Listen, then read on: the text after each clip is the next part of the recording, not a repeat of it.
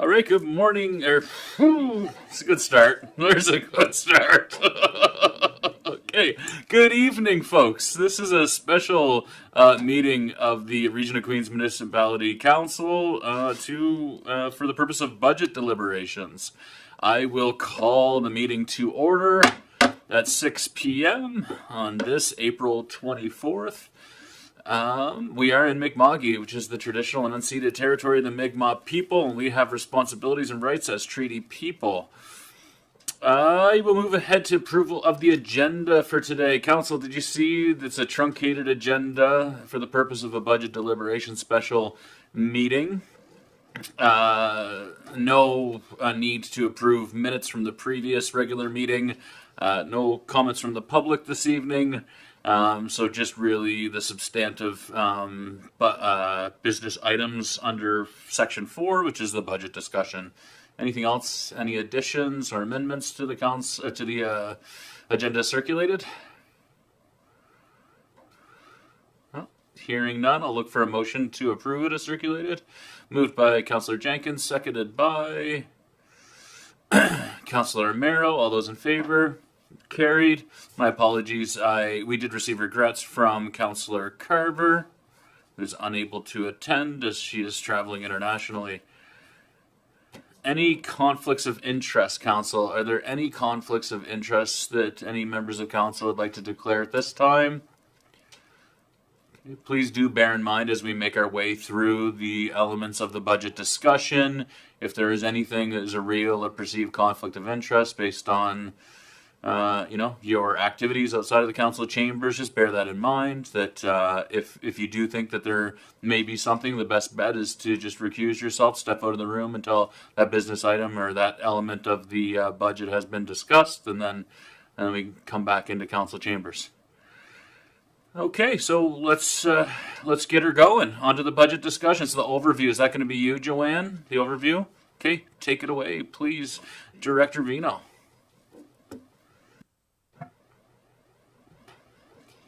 Good evening, everybody. So how I'm going to approach things this evening is I'm going to start with an overview, budget overview, which will describe the sections of the operating budget, especially for those of you who are new to council. We're then this evening going to focus on a few key areas: transportation, roads and streets, wastewater, sewer, solid waste. Sorry, it doesn't pick it up on the recording. Is that okay for you? Yes. Okay. I was like, is he going to come over and bop me one? I don't know. Solid waste, landfill recycling, garbage collection, and the water utility. Then we'll move on to capital investment. That's why I have the Director of Infrastructure with me, because most of these areas are his responsibility, so he'll be able to provide a little more detail than I would have. So thank you for being here, Director Grant. So the operating budget is made up of 16 sections. So I'll just review each one. Give a little brief description. The first one is taxation. So that's property taxes, including area rates, transfer tax, tax recoveries. That's where we bring in the majority of the revenue for the region of Queens. Grants in lieu is revenue from properties owned by other government agencies. We also have services provided to other governments. That's our contracted solid waste partners, so the Joint Services Board that use our solid waste facility. Sales of service is non-contracted solid waste facility users in Hillsview Acres. Other revenue from own sources. We get revenue from building permits, fines, rental income, interest on investments, and Queens Place Amera Center. We do get unconditional grants from other governments, and in this case, our big one is municipal financial capacity grants. And when it says unconditional, it means you as council can spend it wherever you like. We do get conditional transfers from other governments. That is grant funding for approved projects. So let's say the Director of Infrastructure applied for a grant to do Project A, and we received partial funding for Project A. The revenue from that funding would go in here. It's difficult for me to budget because we don't know A, what grants we're going to apply for during the year, or B, whether they'll be approved. So it's the revenue in there is minimal. It includes some diversion credits, which we get as a result of diverting waste from a landfill through Region 6, Region 6, yeah. Transfers from own sources is where we have funding we bring over from our reserves or our surplus to support projects that council has included in the operating budget. So the April 26th, 28th meeting, which is Monday night's meeting, I will go over these revenue topics in a lot more detail, but that's just the overview of the revenue for tonight.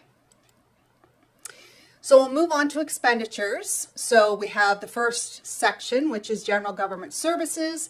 We have compensation for the mayor, council, administrative staff is included here, tax billing costs, legal, audit fees, our IT, conferences, the community investment fund grants, and I have policy in brackets because those grants are dependent on a policy of council. And then we have our other community funding support that is there in that section. We also have, the next section is protective services, that's RCMP. We are contracted for the RCMP with the province, so we don't have, that's non-discretionary, we pay that every year. Inspection, bylaw, firefighting, and EMO. The next section is transportation services, common services, infrastructure, roads and streets, street lighting and airport, and Director Grant will cover that in a lot more detail later on this evening. Moving along to environmental services, so that includes our wastewater management, collection and treatment, garbage collection, disposal, landfill, and recycling. Environment development services is land use and planning, community development, tourism, and it includes our Liverpool Business Development Center, which currently houses our library. Recreation and cultural services has our parks, our pools, our playgrounds, Queen's Place and Mirror Center, museums. The funding from the library is posted there. Transfers to own reserves is when we take funding from the tax rate and we fund a reserve. An example of that would be our equipment reserve or our landfill reserve.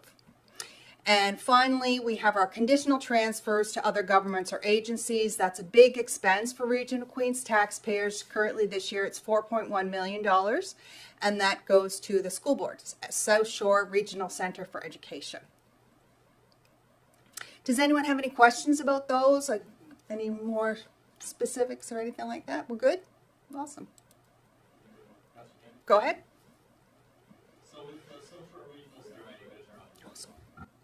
So for the center, the education center, the region has no input as the amount that is going to the government. It's a formula that the government provides to us. That is correct. It's based on the total value of our uniform assessment, and it is based on 0.003048 cents. So it's a factor, and it hasn't changed since I've been here, since 2021. But what happens is as our assessed values go up, so does the amount that we contribute to the school board. So when we have assessment lift, it generates increased revenue, absolutely. But it also generates an increased cost to us because we flow through that money to the school board. Any others? Is there anything else like that? Obligations that we have, like the contributions that the municipality has to make to the SSRCE? Is there any other program that's like that? The RCMP would be the closest. RCMP, yeah. I wasn't here when that was negotiated. I do know that we are part of a bigger collective that negotiates with the province, I believe. So I'm not sure when that expires. I know that there was some negotiations done a couple of years ago, but I'm really not. We get a bill. Yep. We pay said bill. Right. Thank you.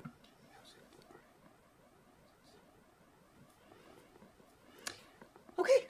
So the sections for this evening, this is the operating budget sections for this evening. We're going to start with transportation, roads and streets. Then we're going to move on to environmental health services, wastewater, and environmental health services, solid waste. So the first section we're going to do is transportation, roads and streets. That's section 11. If you go, our financial statements are all numbered and those are section 11. So this year's budget is $3.6 million. And it's broken into a couple of groups. So the Common Services Administration is the first group, which would include, wages, supplies, licensing, and membership, and that's $680,000. The second group would be Common Services Equipment Operations, where we have our mechanic and our equipment operations and maintenance costs. We have a significant fleet, and the cost to maintain that fleet is significant.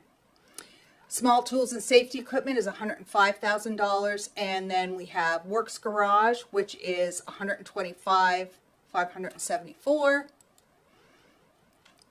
Roads and streets is a biggie.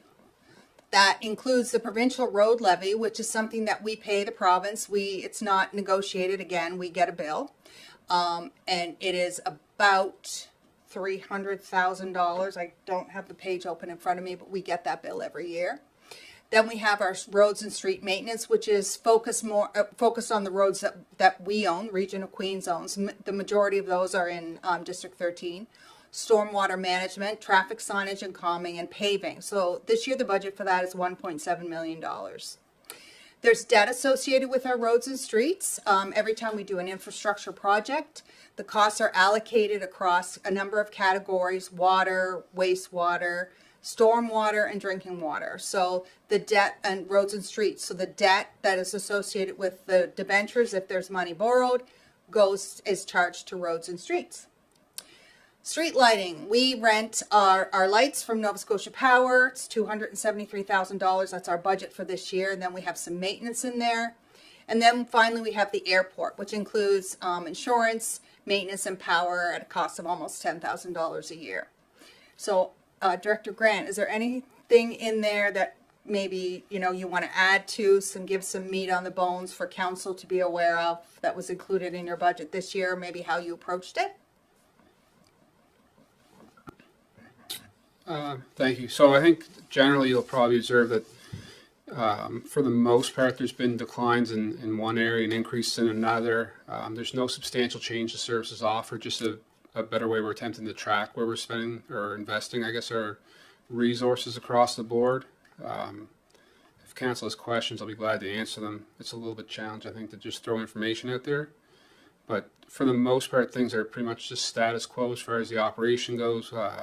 We're all aware that we've had a pretty substantial labor cost increase as well as fuel cost increase, material increase, which are reflected in here.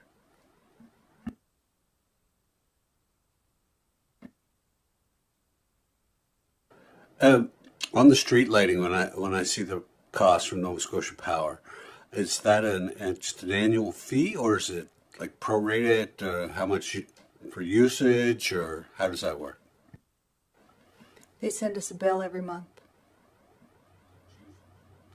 Yes, it's per light.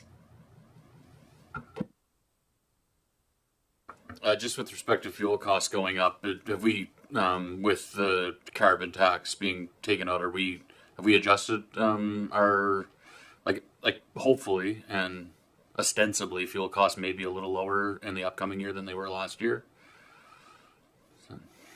Yes, I did. When I budgeted fuel costs across the board, I had originally budgeted a 5% increase, but then, with the changes that happened with the governing party, that the carbon tax is now removed. So I didn't budget any increase in price. I basically flatlined it based on last year.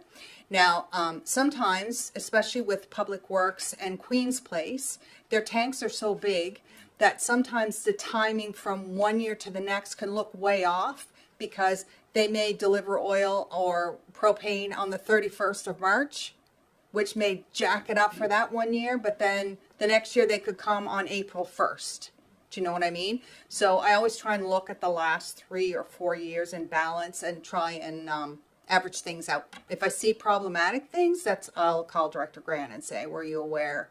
Can you tell me? And he typically does have an answer for me. I guess just one thing to add on the fuel side. So one of the proposed projects that's built inside the budget is a fuel management system to have installed at both of our dispensing stations. Right now we're kind of just, like Joanne offered, we're working off of past data, which is just cost based as opposed to volume based. So hopefully get a year of data and we can look towards 2-3 years out from now having a more appropriate method of how we calculate what the cost could be and where it gets tracked to. I'd just like to add to that. So right now we do basic allocations to like bylaw and inspection. We take a chunk of money out of the equipment fuel budget and allocate it. It's arbitrary. But when we get software like this that can really track where that fuel is going, it will help us make better decisions because we'll know that the data that we have in our system is actual rather than the best guess. And so presumably will it be tied, will there be like a unique ID for every piece of equipment, every vehicle or something like that? So when you're fueling up that vehicle, then you'll actually be able to tie, that, yeah. Yeah, so when talking with the other municipal units, what they use is a similar system to that. So every asset would have a fob attached to it. That fob would, give you, I guess, the authority to dispense fuel and then also hold you accountable to reconcile back on the back end where that fuel is being used, that whether it's being used, for winter works maybe one day or mowing lawns the next, not obviously in consecutive order, but just so that we can develop those relationships of where those assets are being used up.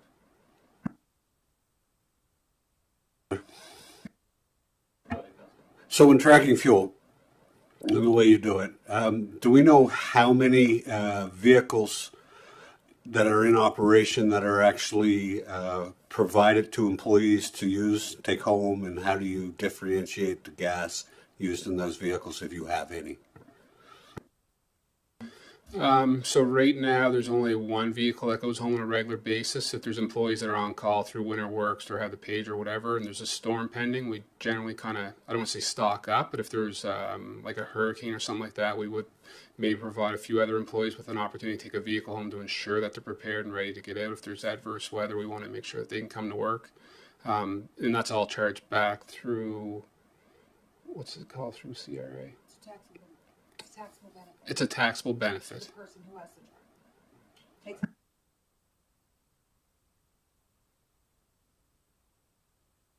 And sorry, just one last for me with respect to the provincial road levy. So that's because we're an amalgamated municipality. That doesn't have anything to do with the roads within town. Those are the roads that are maintained by the province. So we have X number of kilometers of roads within the region of Queens, within Queens County. And then so we contribute a percentage of the cost of maintaining those roads from our budget gets allocated to the province. Is that right? Yeah, so that provincial road levy is only for the J-class roads, the subdivision roads, not the Highway 8 or Route 210 or those ones, just the J-class, which I think is 46 point some odd kilometers in Queens.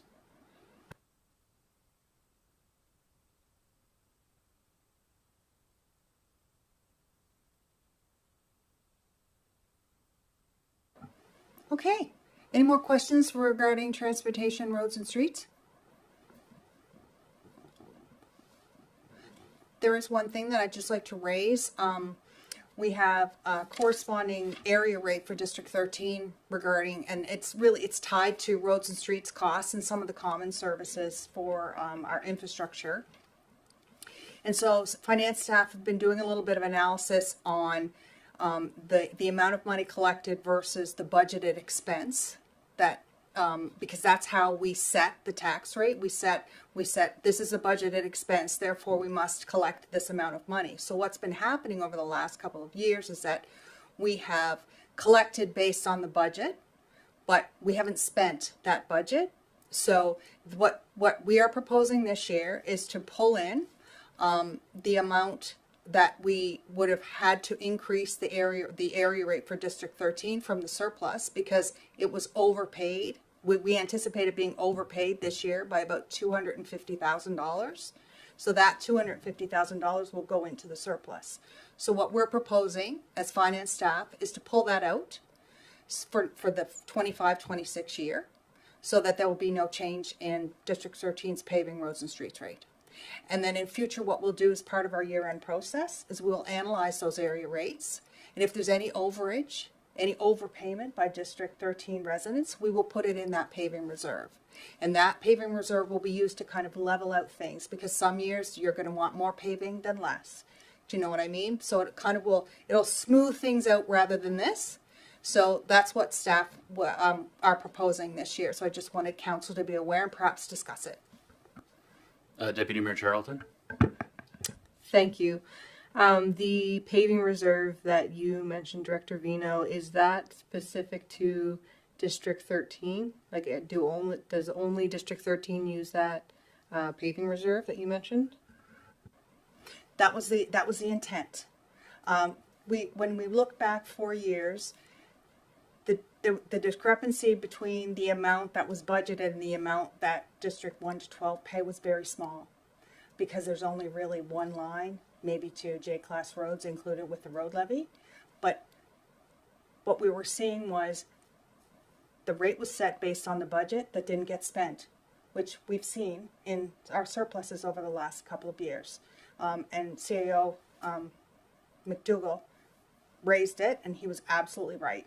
So we went back and looked at it. So I think the best way going forward is A, for us to make sure we analyze it every year, and B, to start using this reserve when there is an overage paid to flatten out the following year's rate. And then if it gets to be a significant amount of money, you will see it every single year, you as council, and then you can say, we are going to allocate some of this money to somewhere else. That's your discretion as council. Initially, we'll set it up for this, but it will be your decision whether you say in a couple of years, say it's getting up there, or it's down below, we have to put more funds in there, we want to save up for this or that. That'll be something that council will have the flexibility to decide in the future. Thank you. Just curious, I guess I was curious on that because if District 13 is contributing to a surplus, then in my view, there should be a reserve set up specifically for that, so that is for District 13. I recognize we have lots of issues. We have to deal with our water utility. We have to deal with our sewer rates. We have a few things that general taxpayers are paying more for than they should, but then the same could be said here for District 13 with this surplus that's been happening that we weren't aware of. So I'm glad that moving forward it will be analyzed. I think that we are going to have, this council is going to have to look at how to fairly set tax rates for everyone in the county, because our town tax rates are some of the highest, and that is a fairly large part of my district, and I hear it over and over again for year after year. And so I'm not sure at what point you would like things flagged, and I know that that'll have to be a council decision, but I do think it would be a good idea for us to have that looked at, maybe with some consultant help if that is something our CAO thinks is required. Because, for instance, when I was campaigning this fall, I spoke with a woman who lives in District 13. She pays the same town rate that I pay, for example. She has not a lot of the same services that I have. She's on kind of the outer outskirts, but she's still technically in the town of Liverpool. So it's certainly not equitable, and I think it needs to be looked at overall, because the same could be said, like, there are inequities in rural areas for other things, and so I think we just have to look at it and see how we can best serve our residents overall. Thank you.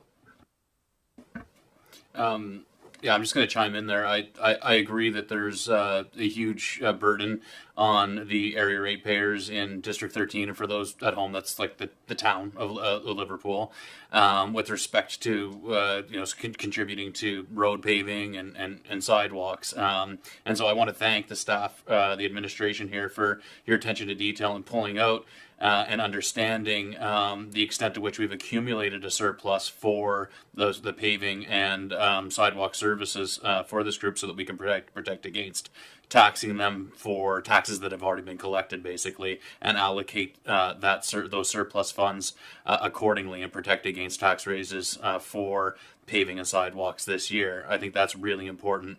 But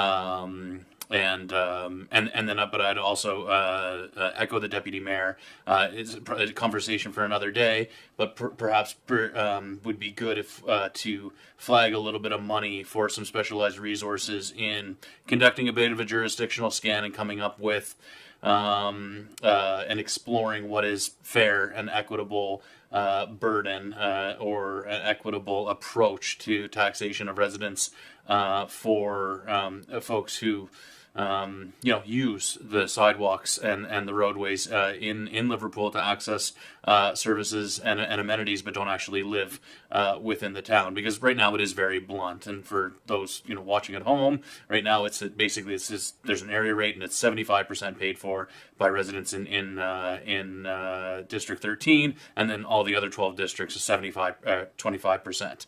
irrespective of proximity or presumed or assessed sort of a frequency of use or access or whatnot. So it's probably too blunt right now and something that we should and could look at for the future. But I applaud the staff for being able to quickly identify where there has been an accumulated surplus for those paving and sidewalks for District 13 residents, so that we do not have to again to tax them further for those services for this budget year. So thanks.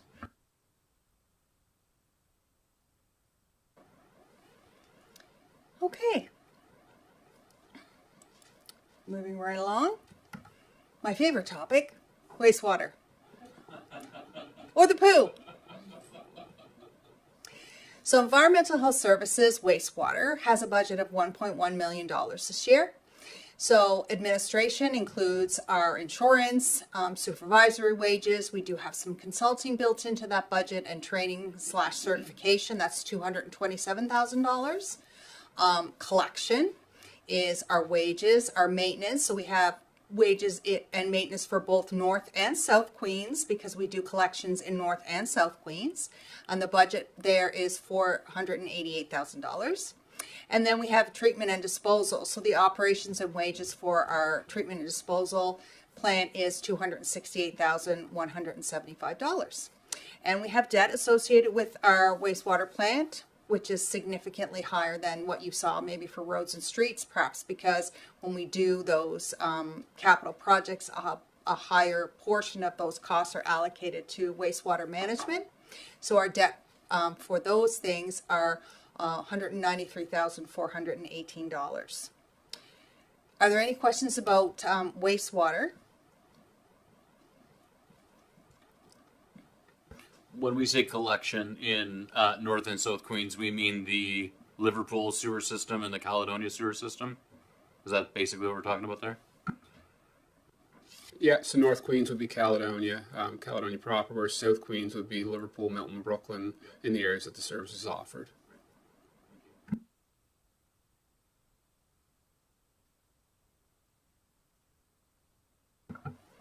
Okay.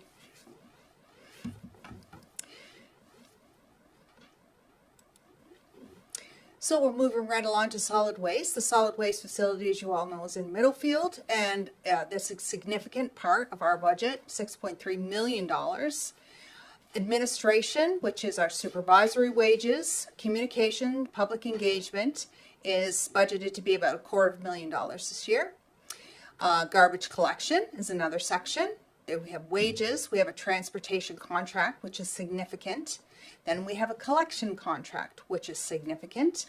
We also do gray box and green box cart maintenance, and that's something that we do internally. So the budget for garbage collection is $1.76 million a year. We operate a landfill at our solid waste facility, so we have wages that are associated with that. Operations and maintenance, leachate, and the big ticket items are closure and post-closure costs for that landfill. Those costs are costs associated with the closure, which is at a certain date when the landfill cell cannot be used, and then post-closure, which is the cost to look after that site for the next 30 years, which includes testing and all of the good stuff that's in the engineering report that I don't really pretend to understand, but I know that Adam does, so I don't have to. I'll just quickly go to the next slide and then we can wrap up that one section. So solid waste continues. The last portion of that slide is recycling. So that's our MRF. So we have our wages, our MRF operations and maintenance. We have organics transfer there. And then, leaf and yard waste, yard operations. So that's a spelling mistake. I didn't even know that was a word. Yard. Your yard. So Director Grant, maybe you want to talk a little bit about those sections, if there's anything in there that you want to highlight for council. Thank you. I think for the most part, a lot, like on the administration side, it's kind of getting back to normal. Last year, we had some variances where we weren't able to deliver due to staffing shortages. On the waste collection side of it, there is a substantial increase under the solid waste collection contracts. We get roughly $101,000 included for changes to the gray box sites. So we can get into detail or not, but I think the high level of that is increased collection at a few spots, Ramey Road and Hicks Road, Laurie Wombolt in particular, and then Narrows Road, East West, and LaBelle. Those three super sites is taking them and dividing them up into 11 smaller sites in a more appropriate location, less prominent to traffic. So there's roughly $100,000 increase there just for that alone. Under the landfill, it's generally kind of the same, I suppose. There is, it's all typical business. I'm getting mixed up with the CIP. And under recycling, projecting the same year going forward. One increase under leaf and yard waste operations. So we typically, or historically, we've operated our Western Head site with our own equipment. Going forward, we're no longer able to do that. So we've looked at a contract. We had them in February to price it out, to have them come in, chip the material, and they'll haul it off and presumably sell it as biomass.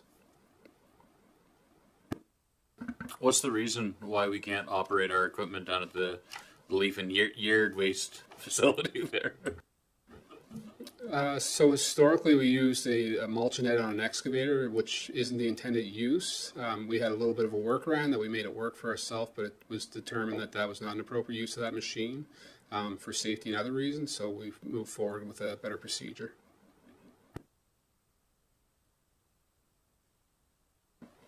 Does council have any questions about any solid waste expenses that they would like to ask myself or Director Grant? Just with respect to the gray boxes and the moving away from the super sites and toward standing up some new sites, I think it's important. I know that it's a pain point for our residents who live in and up around LaBelle area, as well as other areas like the White Point Estates. And so I'm glad to see us acting and moving on it. I'm wondering if I'm just thinking, is this an expenditure that we could potentially pull out like as a one-time cost, or is it really, should it be considered as an operating expense? Obviously not the collection, but the costs associated with the creation or transfer, moving away from the super sites to the smaller sites. So what Steph did is, after discussion with Director Grant and after we understood exactly what it was, we allocated the cost of developing those smaller sites, which was about $24,000. What we did was we pulled money from the surplus to fund those. So you're going to have the expense is going to be down in the expenditure part, but when we look at the revenues that are coming in, which will be discussed on Monday night, you'll see us pulling in the revenues to cover those because they are one-time costs.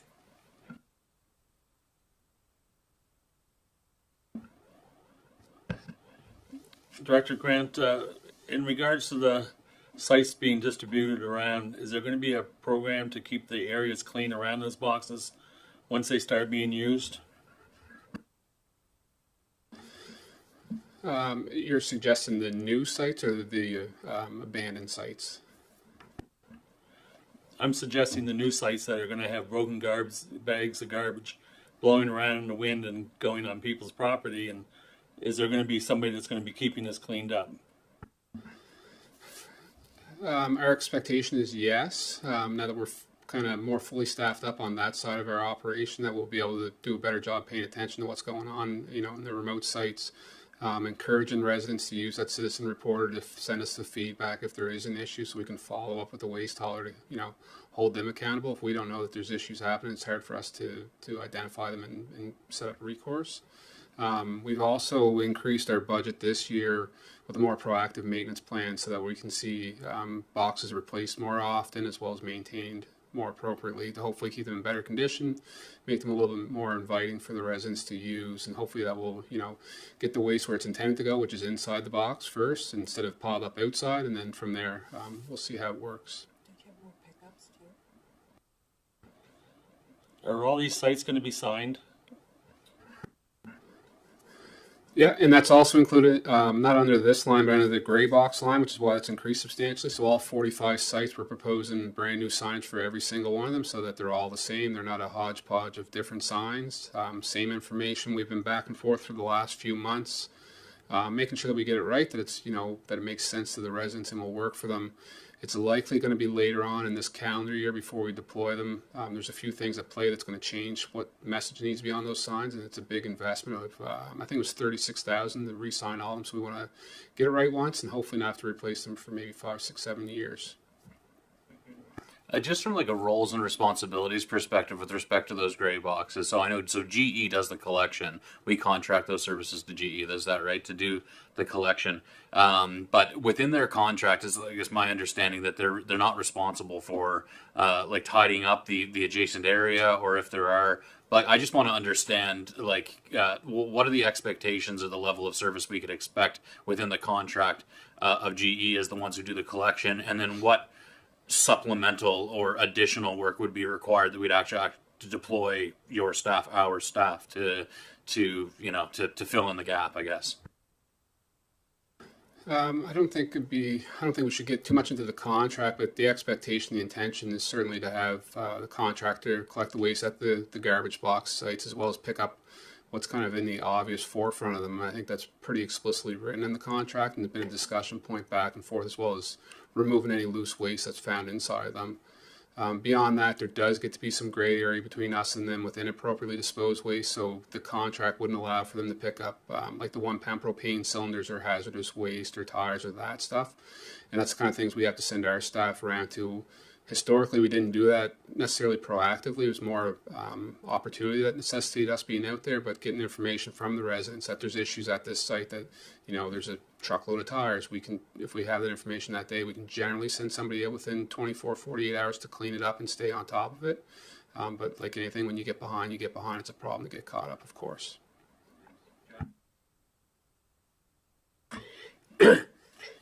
Was there ever any consideration in when we started doing these? I understand that having more frequency and having more boxes and things like that, but there's nothing quite like when somebody goes and puts a great big Chesterfield in front of the gray box and nobody can get into the gray box because there's a big Chesterfield there. To have an area set aside for larger items or for metal or anything that could segregate things, so at least it doesn't stop people from getting into the boxes. So it's definitely a challenge to strike a balance. I mean, one thing we don't want is residents disposing of inappropriate materials at another site that's not, you know, regularly monitored, so like illegal disposing. So one of the things in the signage would explicitly say, where it doesn't now, what materials are appropriate at the gray box site, what materials need to go to landfill, what materials need to go somewhere else, so that the residents have the information. The other side of that is increasing enforcement. So we're looking at putting cameras right inside the gray box so that we can get a photo of what's going on every time somebody stops. And then we can hold people accountable that they're using them appropriately. And having conversations with the other solid waste managers around the province more often now. It's a common problem across MODL. All our neighbors having the same issue with just people driving to the quick dump and run and letting it go. So I think we can hopefully over the next 12 months make up some ground on how things have been for the last few years. There's never been a real solid methodology as to why the sites are where they're at, why they have the amount of boxes. It's always been just kind of haphazard thrown there, and that's one of the things we're looking to develop over this year is, you know, get the sites first in the right spot, look at the right quantity, the right collection frequency, all that stuff, and then monitor it, that it, you know, it makes sense. It's not just done to kind of solve a problem, that we're being more proactive going forward. And just one more question with this. I think is a region, like I said, we know that other people do it, that have a day or two a year where you can put things up on the road to give away. And if somebody were to, at least that they say, well, okay, instead of dumping it there, that they could be able to put it out so somebody else can pick it up. Now, I understand if they don't pick it up, what's going to happen with it, but then people are looking for those type of things. And I know we've kind of steered away from it in the past because always said, well, what if something is a piece of broken glass? We've already said that we appreciate this and everything else, and they get cut or things like that. But why wouldn't we look at something like that just to try to? It seems to work quite effectively. I think even up in Halifax. I guess my response, I'd say you're certainly right. It's a shame to see some decent materials be discarded when they could be appropriate, and be useful to somebody else.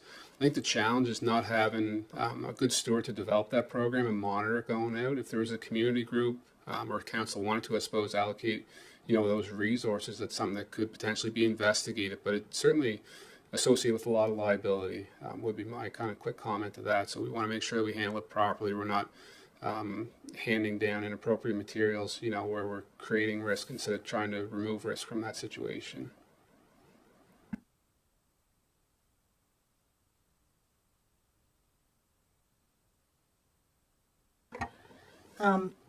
The leaf and yard waste operations, 55,000. How much extra would it be to keep that material there and still available to our residents? So when we had a contractor down to look at the site, they couldn't actively assess how much volume was there, so they gave us a rough estimate what they would expect to see. The cost associated with that was $55,000, and what they propose is that if we want to retain the material based on the tonnage that they anticipated, it would be about another $8,500 to keep those wood chips behind, left for the public to use as mulch, which represents about 20% of the annual cost of operating that site.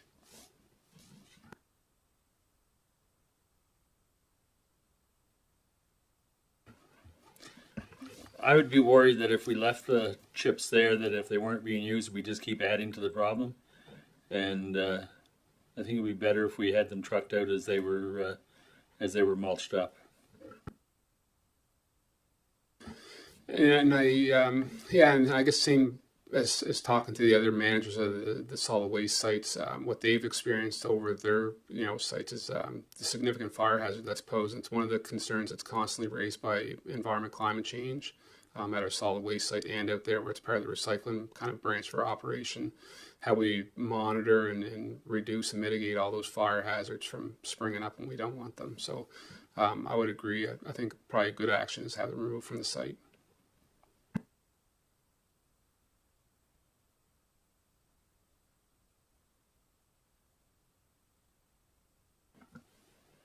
Okay, so your solid waste questions have all been answered. Are we ready to move on to the water utility? Awesome. Okay, so when staff prepared the water utility budget, we prepared it at the current rate because we can't increase the rates without the approval of the UARB. There is a rate study that is in progress. The utility does continue to run a significant deficit. So it was hoped that the rate study will assist us and address that deficit. So for the expenditures, we have source of supply, which is wages, lake inspections, greenhouse maintenance, wildlife management. So that's $108,000 a year.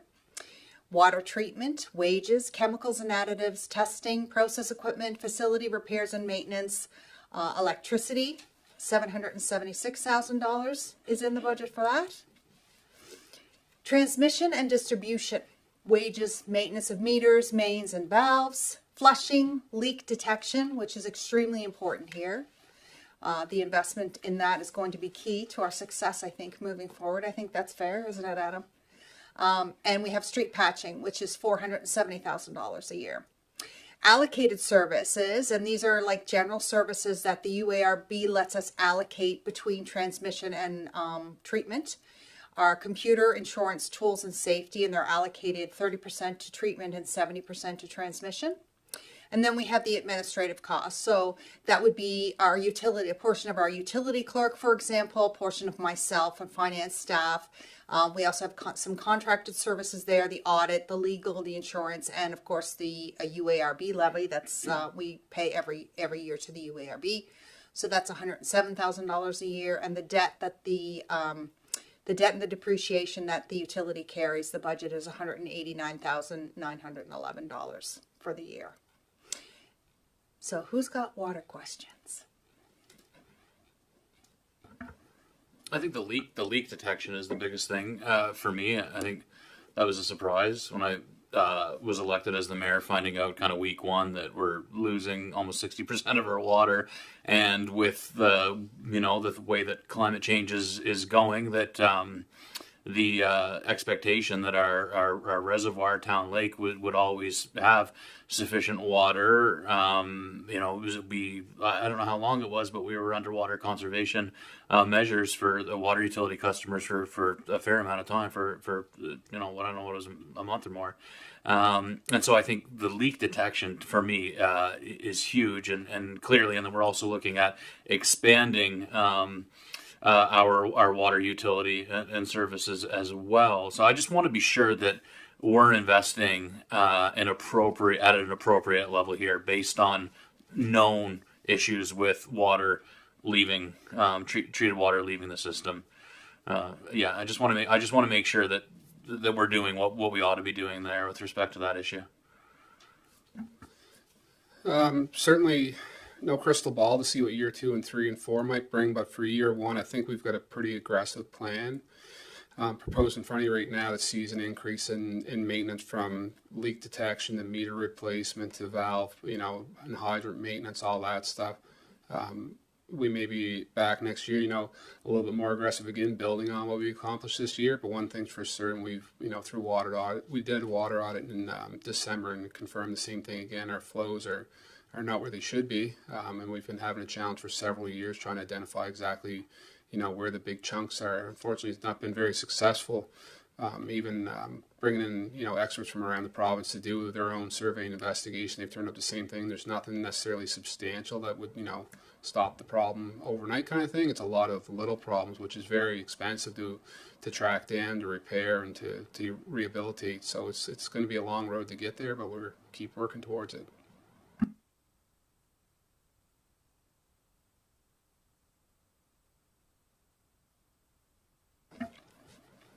So there's only so much, I guess this is for both of you, there's only so much you can do in regards to the water until you get the approval from URB, correct? Because you don't know what you can or cannot do, because you don't know what your rates are going to be. Am I right in assuming that? If council approves this budget, then Director Grant has the ability to pay, to do the, to perform, take this money that you've said that he can spend on the things that are in the budget. What the UARB does is it helps generate, it looks at the top, the revenue, helps us increase the rates to pay for some of those things. So if council approves this budget, it's my understanding that council is saying, you know what, it's fine. We know that there's a rate study happening. But we understand that these things that you have said that you need to have done, these things like the beginning to work on the leak detection things, they have to be done, that we approve you going ahead and doing it. Would that be correct? Yeah, maybe just get you to speak to capital projects for the water utility and the approval required from the Utility and Review Board for capital projects versus operating. So when you're doing capital projects, the water portion, remember I talked about capital projects. I'm jumping ahead now because I'm in the capital. So remember I talked about when we do a project, Director Grant allocates the costs across roads and streets, stormwater, wastewater, and real water. And so when the cost of the real water of a project is expected to exceed $250,000, we have to apply to the UARB for approval.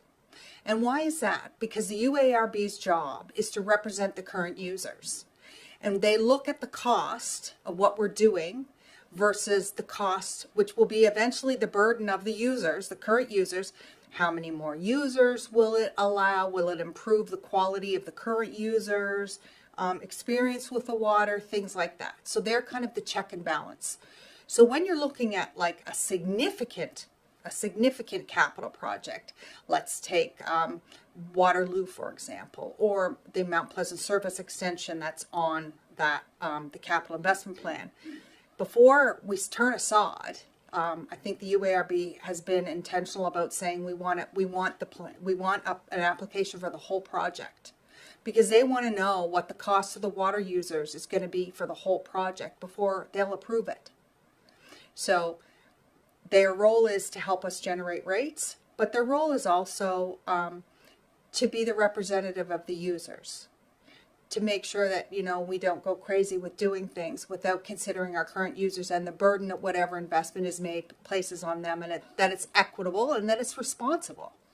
I think, is that, Sarah McDougall, is that what you're trying to get me to say? Well, I think you've answered my question, but part of the question too is now after you so kindly explained that to Dan. So say we have capital projects, and we'll use the example you did up on the Mount Pleasant Exchange. If that capital project was not to go ahead, if council decided that we're more interested in finding the leaks and whatever, it doesn't go forward, does that then affect the rate that the URAB would be looking at? When the UARB does their rate study, they're going to look at the operational projection that I have given them based on the information that I have now. There are some portions of the Mount Pleasant Service Extension in there, but they're towards the end. They're not towards the beginning. So they may affect the rates, but my hope is that it will be, if council decides not to do that, they're not going to penalize us for it, especially if they know that we haven't got approval yet. Do you understand? So they're looking at this. They are aware we don't have approval for that project yet. So my thought would be that they would consider that. That being said, last time we did a rate study, they sent us pages and pages of what they call IRs, information requests. I anticipate there are going to be books full of those, based on what we're seeing, based on our last rate study, and based on the changes that we have seen in the last 4 years in terms of the cost of operations. So I think that will certainly be raised, and the UARB will make sure that it is considered with any rate change that they agree to. They agree to allow us to increase our rates. I'm just going to jump in here because I have an evolving understanding of this, and I think that there's a lot of misinformation or misconceptions about it. And it's just that critically that it is the users of the water utility and the sewer who pay for those utilities. It's not the general ratepayer who pays for those things. Is that like? Water utility, I would agree. Okay. The sewer, not so much. Okay. No one has ever done a comprehensive analysis of how much does operating our wastewater system actually cost. That's on our to-do list to do. Okay.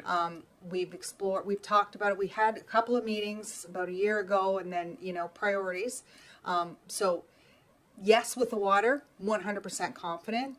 Not so much with sewer. Okay. We need to do that work. Okay. So with respect to the water utility, though, the water utility is that it's not the general ratepayers. It's water utility customers who use the water, our town water, who pay for it. And we're currently in a deficit position where some of the monies from general revenue have been allocated to pay for costs associated with the water utility. So I think in the water rate study, we have to balance that too. We need to demonstrate to the UARB that we have a plan to pay back that deficit to the general ratepayer from the water utility, to accumulate a surplus in there. So if there are unforeseeable expenses that emerge, that we have monies that we can allocate to it, and to manage that responsibly, right? So that's all part of the formula and part of the study that that is imminent, right? Is just around the corner. And so we do all that. We factor in the sort of expected or known or foreseeable cost to maintenance and upgrades to the system,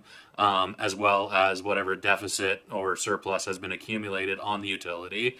That all goes into it, and then it's a bit of rocket science in terms of the way that they actually figure out the rate. It comes to council, we approve it, but then it has to go off to the UARB. And I think that there's at least one hearing too associated with that process, where the UARB engages in a public hearing process, and then they come back to us with information requests and whatnot before we end up finalizing that. So I think, just to be clear about Dan, so we can we can approve and fund an operating plan with the costs associated with the ongoing operation of the water utility without having that water rate study in place. We can't move forward on new capital projects, major capital projects that exceed, did you say 250,000, without having that water rate study approved by the UARB. Is that right? Without having approval from the UARB for that particular project. So that really, that it's one's an apple and one's an orange there, because the rate study is one thing, but the capital project approval is another beast. So we can have the rate study, but we still need that capital project approval. Oh, right, but isn't it true that we're not going to be in a position to get the capital project approved without having an updated water rate study approved? I would say that's very fair. Yeah.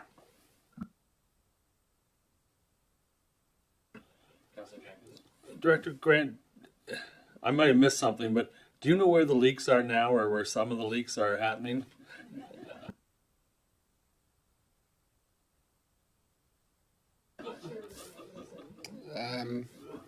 Yeah, so we did have one of the industry experts in December, and he did a very comprehensive assessment over the course of a couple of nights. Part of the challenge was time of year. Obviously, December's not the best time of the year to be out working and trying to do that overnight. And then we had a labor disruption, so we were able to take that information and make several repairs around the town.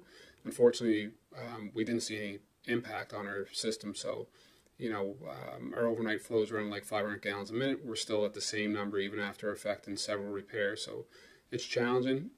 It's challenging when the leaks aren't reported or undetected, so they could be running right into a storm ditch. And you don't observe it. The other part, and I guess his feedback to me, kind of educating me on the system. So they go around listening by noise. So they take a stethoscope and they stick it on a hydrant and they listen, and you can hear the water kind of bubbling out of wherever it's at. One of the challenges is that there's so many leaks, it's hard to really kind of reduce it down to where the leak's coming from.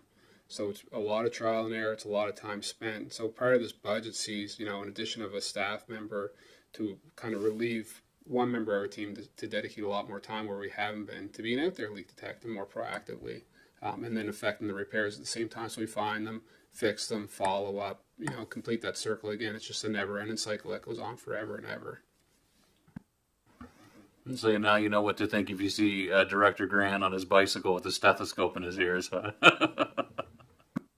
Did your expert, and your humble opinion, Adam, the leakage that we do have, which is substantial, do you believe that it may contribute to a lot of the flooding on the west side? Or is that a separate issue?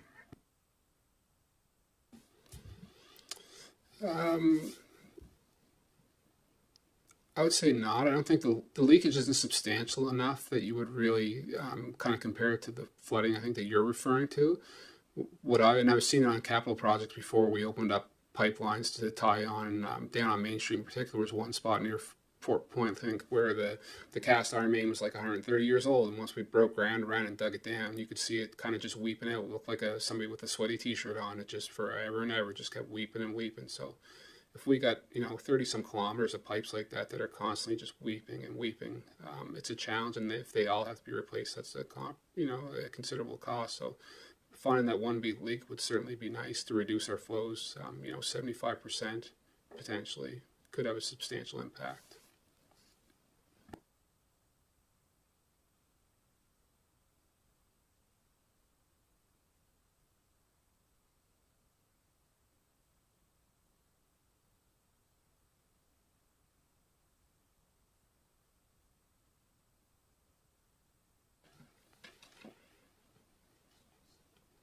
Okay, so we can move along to, which kind of jumped ahead a little bit. The capital investment plan is next. I have a slide here. I just wanted to remind everybody, especially for the new council and also for people who might be listening at home, the policy for this municipality is that assets that cost over $50,000 a year are considered capital. If they're a benefit, an improvement, a betterment, and that's per municipal, per our public sector accounting standards, they're defined that way with the cost put in place by the municipality. So the 5-year plan we do every year is approved by council, and this year's draft is included with your guys's that you got today for council. I've done some yellowing for myself. If you look at column 1, I just want to draw your attention to the column with the numbers. INFREF number, so that's infrastructure reference number. So the ones that have 2 numbers dash and 2 numbers, those are numbers that were done by infrastructure. And then you'll see the ones that say 25-OP, that's operations 1, 2, 3, 4, 5, 7, up to 7. Those are projects that I and finance staff have pulled out of the operating budget because they were over $50,000, and we put them in the capital improvement budget because that way they're not on the tax rate. They're either funded from their specific reserve or by the Canada Communities Building Fund or the surplus or, long-term debt. That's why all these columns are here. The second column, C-O, is carryover. NPH is new phase. The project name is obviously, that's a description. What you see in pink, that is the Mount Pleasant Service Extension. Going back, got ahead of myself here. The first column is when projects are funded from specific municipal reserves. The second column is municipal surplus. The third column is provincial funding. The federal column is a combination of Canada Community Building Fund, and we also have the Waterloo project, which is ICIP, which is Infrastructure Canada project support. Then we have some private funding, and at the end is long-term borrowing. So, Director Grant, did you want to talk specifically about some of these? I know you have a considerable number of equipment purchases on this year that maybe you could talk to council about why you need those things. And just before I let you speak, sorry, Adam, just because something is on this plan, it's not written in stone. Sometimes these things don't happen for whatever reason. So it's a 5-year plan, and yes, ideally it would be lovely to know where we are 5 years from now. But this is a plan. It's not written in stone. There are changes. Previous councils have changed their mind.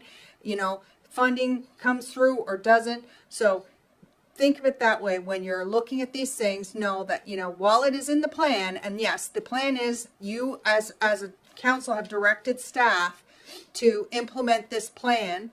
Staff do the best they can, and sometimes everything gets done and sometimes it doesn't. And that's why we have that carryover column at the beginning, because those things that have carryover were from previous years that we maybe only partially completed, or maybe we didn't get done at all. Okay, Adam. Thank you. Sorry, maybe Joanne, before I just see that most of the equipment replacements are either through long-term borrowing or municipal reserves. Do we, and perhaps kind of jumping the gun on the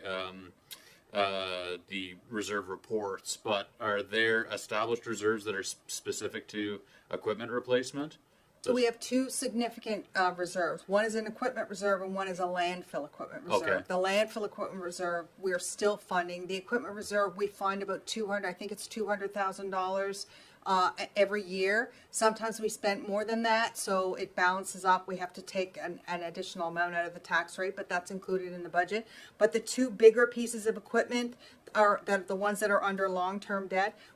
We do not have enough money in the currently existing reserves to fund those. So I moved them to long-term debt. And now, if council wishes, they could fund those from the municipal surplus because there's money in there. So when you get your reserve report and you're looking at those things, that is absolutely a council's discretion.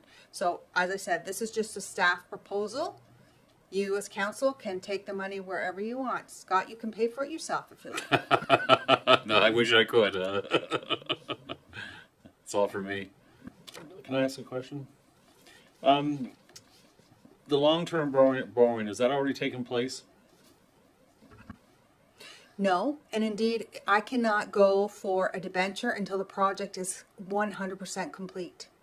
So let's take Waterloo, for example. Let's say if there was a component of long-term borrowing for Waterloo, I have to wait till that entire project is finished before I can go to the MFC. and ask for a debenture. So sometimes if there's a significant project, like let's just take Mount Pleasant, for example, because that's a $27 million project. We're going to run out of money. Like, we know this. We don't have $27 million laying around. So what I'll have to do at some point is I'll have to go to our bank and ask for a temporary borrowing line to use until the project is completely finished. And then after that is done, then I go to the MFC and I get I get involved in the debenture issue. There's one in the spring and one in the fall. So I think we had was it the street sweeper that we just missed the spring debenture cutoff? That now will be the fall debenture. So did I answer your question? Because I lost myself there. You sort of answered my question, but my concern is how do we as a council know how much money you spend? If you're going to borrow $2.857 million, how do we know that you haven't already spent $2.6 million? And then that affects our decisions, what we do. If you've already spent the money, we have no idea. I don't spend any money unless council tells me it's okay. So in the meeting Tuesday night, for example, you approved the temporary borrowing resolution. You did that. You have to do that twice. I have to come to you once for the TBR that goes to the minister for the minister's approval. Then I come back again once I have that, and you have to approve it again. So I have to explain myself twice to make sure that I can borrow the money. So it's like you guys get a sober second thought at that. Does that answer your question? So I can't go out and spend this money. So when I have it in the long-term borrowing column, it's proposed. I haven't gone out and I have not committed to borrowing it. That's where we think we're going to fund it as of today. What I'm asking is, you haven't borrowed that money, but has any money been spent on that, or do you borrow the money before it's being spent? I do not borrow the money before it's being spent. Typically what I would do is I would float that from some of the free cash that we have in the accumulated surplus account, for example. I don't put all of our free money into investments. I keep some for exactly this purpose. And so we buy it first, and then I apply for the debenture and I pay, like, let's just say I take it from the landfill equipment reserve, for example. And then I'll pay that landfill equipment reserve back when I get the proceeds from the debenture. So I have like a cash flow. Does that make any sense? So I buy the equipment if it's here if that council has approved that I can buy it, then Director Grant can go ahead and buy it. And then once I get the purchase order, then we're obligated to pay the bill. And then I go and ask to council and say, okay, we bought this. This was the budgeted amount. This is how much we spent. This was supposed to come in on the CIP. It was long-term borrowing. So here I am with my handout with my temporary borrowing resolution. Do you as council approve it? Does that answer your question?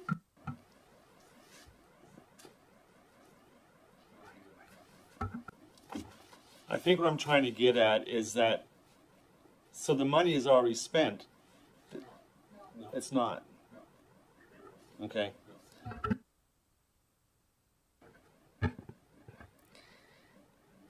Councillor Jenkins, when we go through our budget process and we approve the capital plan, what we're saying is if we approve this, which is right in front of us tonight, we're not approving it tonight, just to clarify, but when it gets to the time where we are approving the budget, there are several separate motions. So if you're approving the capital investment plan, everything that's proposed here, if you approve it, then council as a majority is saying that we agree with the Director of Finance's recommendations. If we don't agree, then we have input in that. We can say no, we don't want those trucks on this capital investment plan to come out of long-term borrowing. We want to fund it from the surplus instead. So when we make that motion in the next few weeks to deal with the budget, we're saying we're okay with this. And so then staff make their plans for their projects because council endorsed it. Then she will float the funds like she had mentioned. But then before the money is borrowed, as we just dealt with the other night, she would come to us and say, you have to approve. So again, the second sober thought of council, if we maybe came into some different funds or something like that from the province, we could say, no, we're going to pull it from here instead. So you're endorsing it in your capital investment plan. But then the boring parts come after. So if there's something on here that really gave you a lot of grief, you would want to say that before you voted in favor of the capital investment plan, for example. I hope that helps.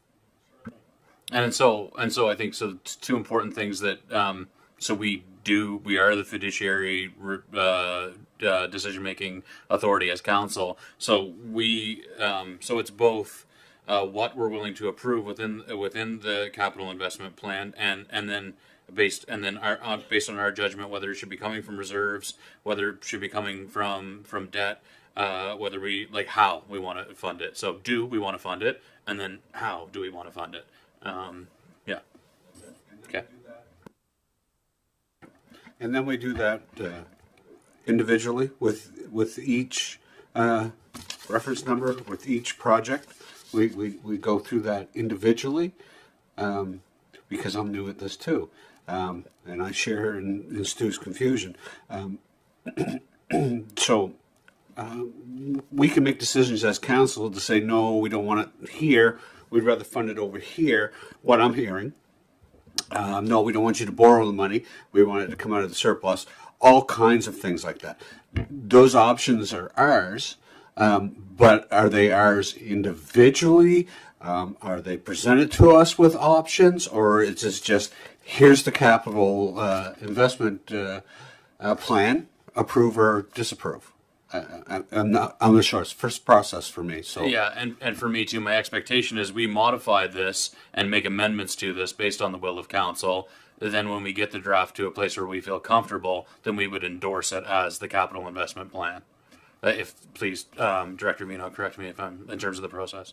That's absolutely right. So we start with this draft, which is how staff have proposed things to be financed. When I provided you with the reserve activity report, you will see each of these things coming out. If it's funded from a reserve, you will see these things coming out of the reserve. So you'll be able to trace those back to this. So do I have it listed here that the acquisition truck, the $98,660 is coming out of the equipment reserve? No, because it's already on the reserve activity report. But if council would like me to amend this report to list exactly where that funding is coming from, like I can tell you that the equipment reserve, the landfill reserve, the new operational reserve, I can absolutely do that. If that is something that is going to help council's understanding, I have zero problem with that. I can have that to you by tomorrow at noon. it's not really the understanding for me right now. I get it, but for me is like when we're actually into this, when we're sitting around as council, making our decisions on each individual thing, those options that you've laid out for us here, I'm not going to retain that. Is there somebody here, maybe the CAO or somebody here going to say, okay, wait a minute now, council, here are your options. This is what you can do, A, B, or C. Or are we going to have to figure that out ourselves?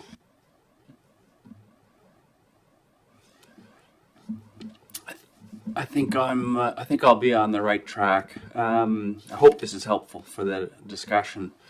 There are a number of projects in the proposed capital improvement plan that, as a CAO, I would want to see council consider endorsing it in your capital improvement plan, and you've identified a potential financing strategy. The Mount Pleasant one is an example where I would want that project to come back to council before it's tendered, before it's released for contractors to bid on it. It's at that time that maybe some options and alternatives would be identified for council. You may also decide not to proceed with a project at that time. So that's an example where one that I would flag to staff. Before we go out to achieve that project, it needs to come back with a staff report. There are other projects in here that, as a CIO, would say you're good to go. For example, the Queen's Place compressor panel. It's a compressor probably for the ice plant. I would say that's approved in the budget. CAO has authority to endorse that. That's routine maintenance. Away you go, staff. So not all of these projects will come back with staff reports. Council could identify the ones they wish to see come back, but I would also identify a few that I think needs a little more consideration by council.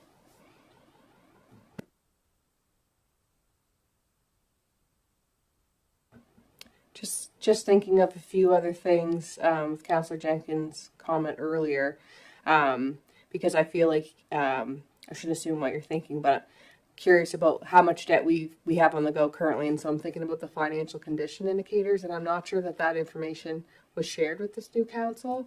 I just pulled it up, and it's the reports from 2022, and so I'm wondering when the next one, when we would expect the most recent one, and so maybe if you can comment on that, and then just a few other quick notes for the capital investment plan. If there, like last year, we had added the accessible washroom splash pad. That wasn't something that was brought forward from staff. That was something that Councillor Miro had advocated for. So if the majority of council had a different opinion, you can vet some of these things. You can't. And I would just also say to the CAO's point about Mount Pleasant, there is certainly a lot more information required that this council is going to need.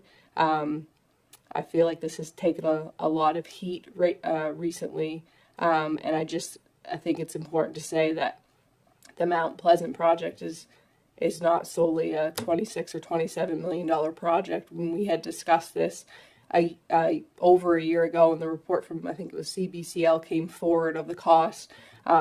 The actual part to expand water and sewer up through Mount Pleasant to get 400 plus housing units was estimated at $7 million. We have a lot of other costs that are associated with problems that we have today. So I just want to note that, because it's for people who, like residents who don't have all the information, when they hear those big numbers, they think that is specific to that area only, and it's not. So I just wanted to note that.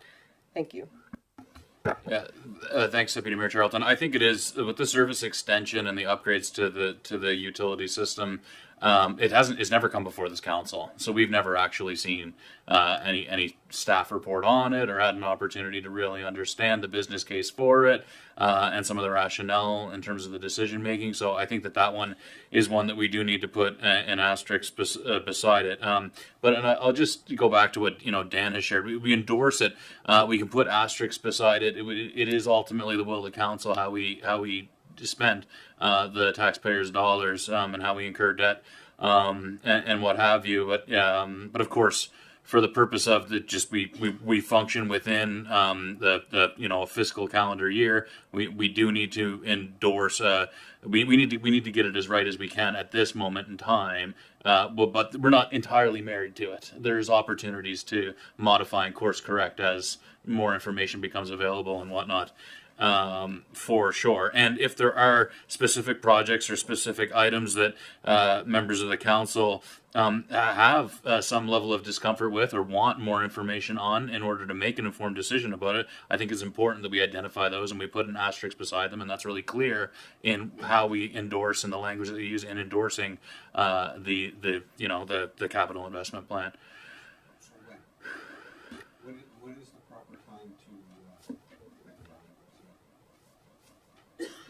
ears off, Scott? Yeah. When is the proper time? As we're going through this with these two directors, or is it after people leave? When do we say, hey, I want this one earmarked, I want that one earmarked, I want information on this one? When is the proper time to be doing that in this process? Yeah, right now, if there are known concerns, yeah. Well, then the Mount Pleasant Services Extension design, I would like to put some pretty big quotation marks around that. Okay. Yeah, and I think that the CAO's already articulated that that needs to come to council for sure. So elements tied to the Mount Pleasant Service Extension. Yeah, for sure. Any other questions for Joanne? Yeah, Deputy Mayor Charlton. Thank you. Not questions, but also I'm assuming that this would be the time that you would ask council members if they have certain wants or things that they've heard from the community that are over $50,000. They would come into this conversation. Is that correct? Yes, so that's what tonight is for. So definitely what I thought we would do is go through everything, and then there would be, because we're doing really well for time, there will be time at the end. But if you guys are more comfortable with adding things now, that's fine with me. It's whatever council's more comfortable with. And just to go back to your FCI, financial condition indicator. So every year we're required to fill in a very comprehensive document. It's called the financial information return. So it's typically done in September for the previous fiscal year, the one that ended in March. So the last one that was completed for the 23-24 fiscal year. And the FCI, it's not public, but it's generated by the FIR information, so I can see what our FCI is. It's very low, it's 2.2. Anything less than 10 is very low. So that means that we have room to borrow. So before I came to this meeting, I went and I said, okay, so let's say we borrow all the $11.6 million here, and nothing changes in our revenue, because what it is, it's the debt divided by own source revenue, which is taxes and things that are generated from internally. Right. And we're still below the 10. I have us at about 8. So, we do have room if council wishes to borrow, but it's a big decision attached to a big project that needs a lot of thought before we move ahead, in my opinion. But we do have the capacity financially, if we're going to look at borrowing for everything in the long-term borrowing. I'm confident that we are able to afford without issue. Thank you. Is it okay if I continue? I'm just curious, maybe this is a question for Director Grant, but so I'm aware that we have the sidewalk reserve. I'm not sure if that's the proper term to use. And is it 25,000 that goes in that annually? Okay.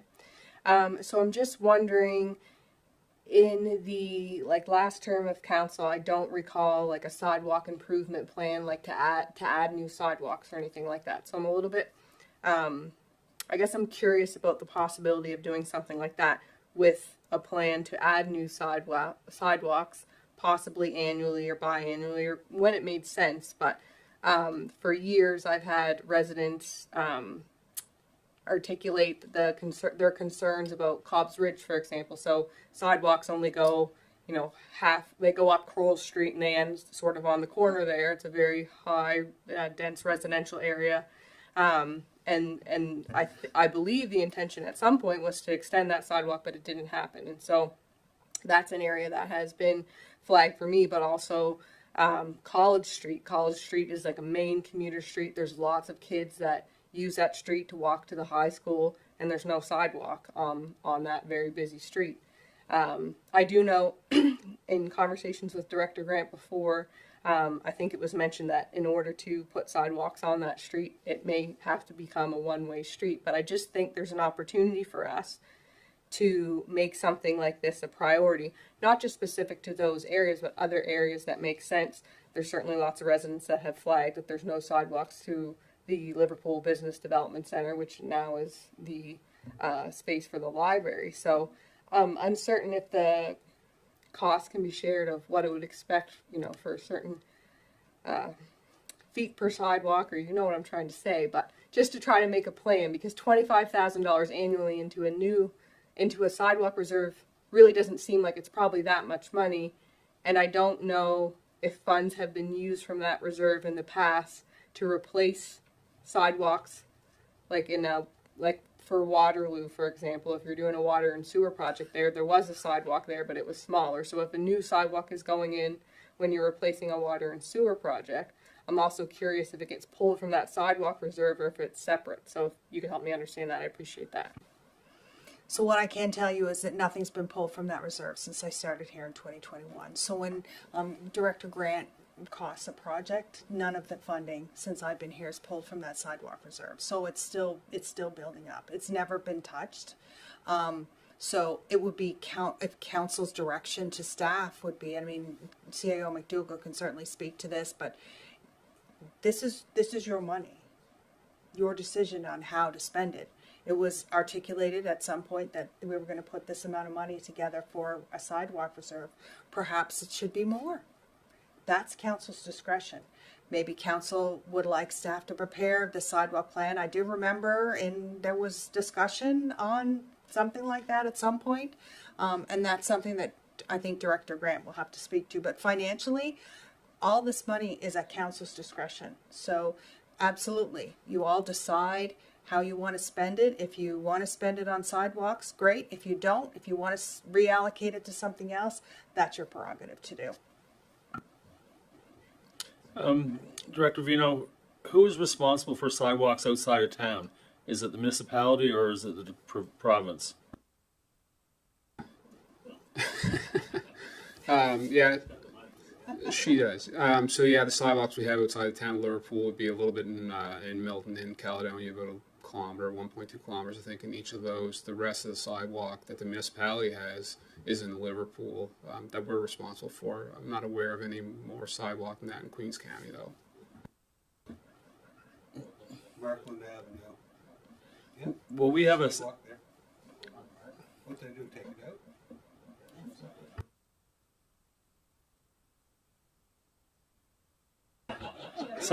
So we have a section of road in Greenfield that is very heavily traveled with 100 transport trucks a day, and kids currently, now that the snow's gone, can run off the road and get into the ditch when the truck comes by. So who would be responsible for looking at a sidewalk from one side of Greenfield to past the school? I think if that's a project that council's interested in, it'd be up to us, municipality, probably to spearhead that and develop it as far as active transportation outside of, the town of Liverpool, working together with the province and their representatives to ensure that it's developed up to their standards. And to Councillor Wenzel's point about Markland Avenue in Brooklyn, so a number of the years back, 2017 perhaps, when we upgraded that street as part of the project, the province wouldn't allow sidewalk on that street because it wasn't wide enough to accommodate 2 lanes of traffic and the sidewalk, so it was removed at that time. And it was, at one time, of course, it was only one way. You could get down that one. Get up that, down that one. So That's correct. So part of that project with the province did, now you can get in at the top of the street, but you don't have the sidewalk in that loop. I just want to step away from the sidewalks for a minute when I'm talking about this budget process. Part of our strategic planning and part of our thought process, even going back to when we were first council, was the issue of flood mitigation in Liverpool, especially in around the parking lots and Queens as a whole. And we've also taken climate change pretty serious, and we know that the Coastal Protection Act has now been dumped on the counties, on the municipalities, and I don't see any of it in the 5-year capital investment plan. So is it somewhere else, or if we want to address it here, we need to press that on to Dan or you or because I haven't seen anything in the last 2 days on this draft that addresses flood mitigation, climate change, or coastal protection.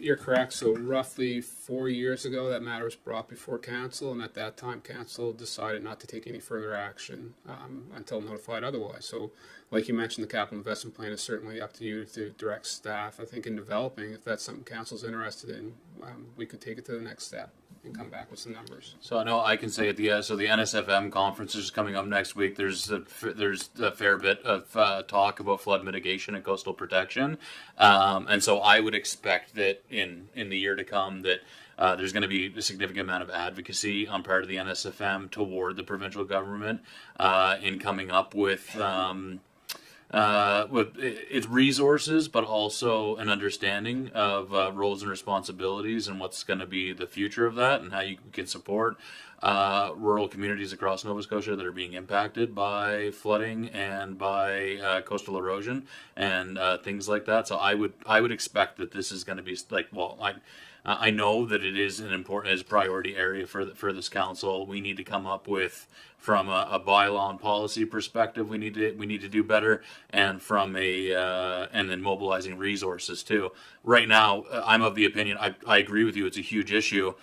It's pretty nebulous, or early days are misunderstood in terms of what's going to be the appropriate course of action. I expect and hope that that's going to become clearer as we continue to work with the NSFM to figure out, because you're right. I mean, the province has sort of abdicated their responsibilities associated with that. We know that our ratepayers and that we as a municipality, that we can't do it unilaterally. We don't have the financial might to protect against the impacts of climate change and rising sea levels and the drought flood things that are going on.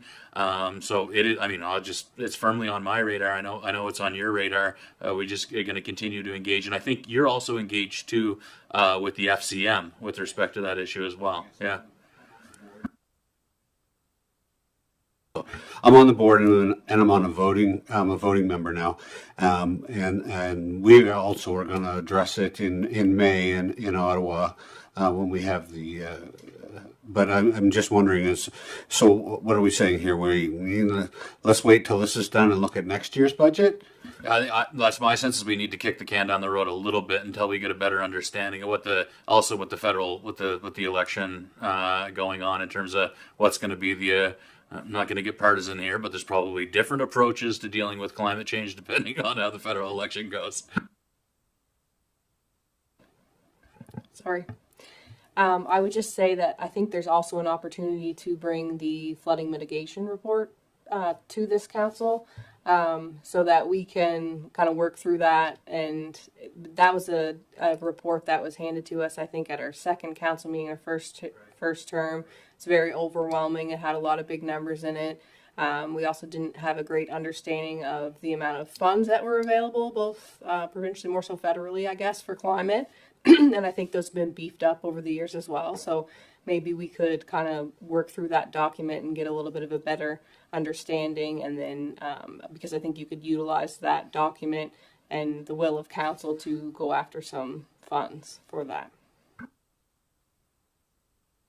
I actually have that document. Your former mayor, Dagley, placed it in my lap and told me how much work was involved with him and a few others in the community to get that report out. And it's sad that it died. But I don't think it costs us any amount of money to maybe revisit the report and have us all have a copy, and because I think it's a worthwhile endeavor, and I appreciate all the work that was done 6 years ago, Adam, maybe more. The flood mitigation report. I can tell you, Council, that when I came in 2021, one of the first things that Director Grant and I did was put a federal grant together for flood mitigation that was turned down. So, some of the work was done. So we can pull that out too. Yep. Thank you. No, I'd like to circle back to Deputy Mayor Charlton made a few points about sidewalk renewal and expanding sidewalks. Just get back to that before I forget.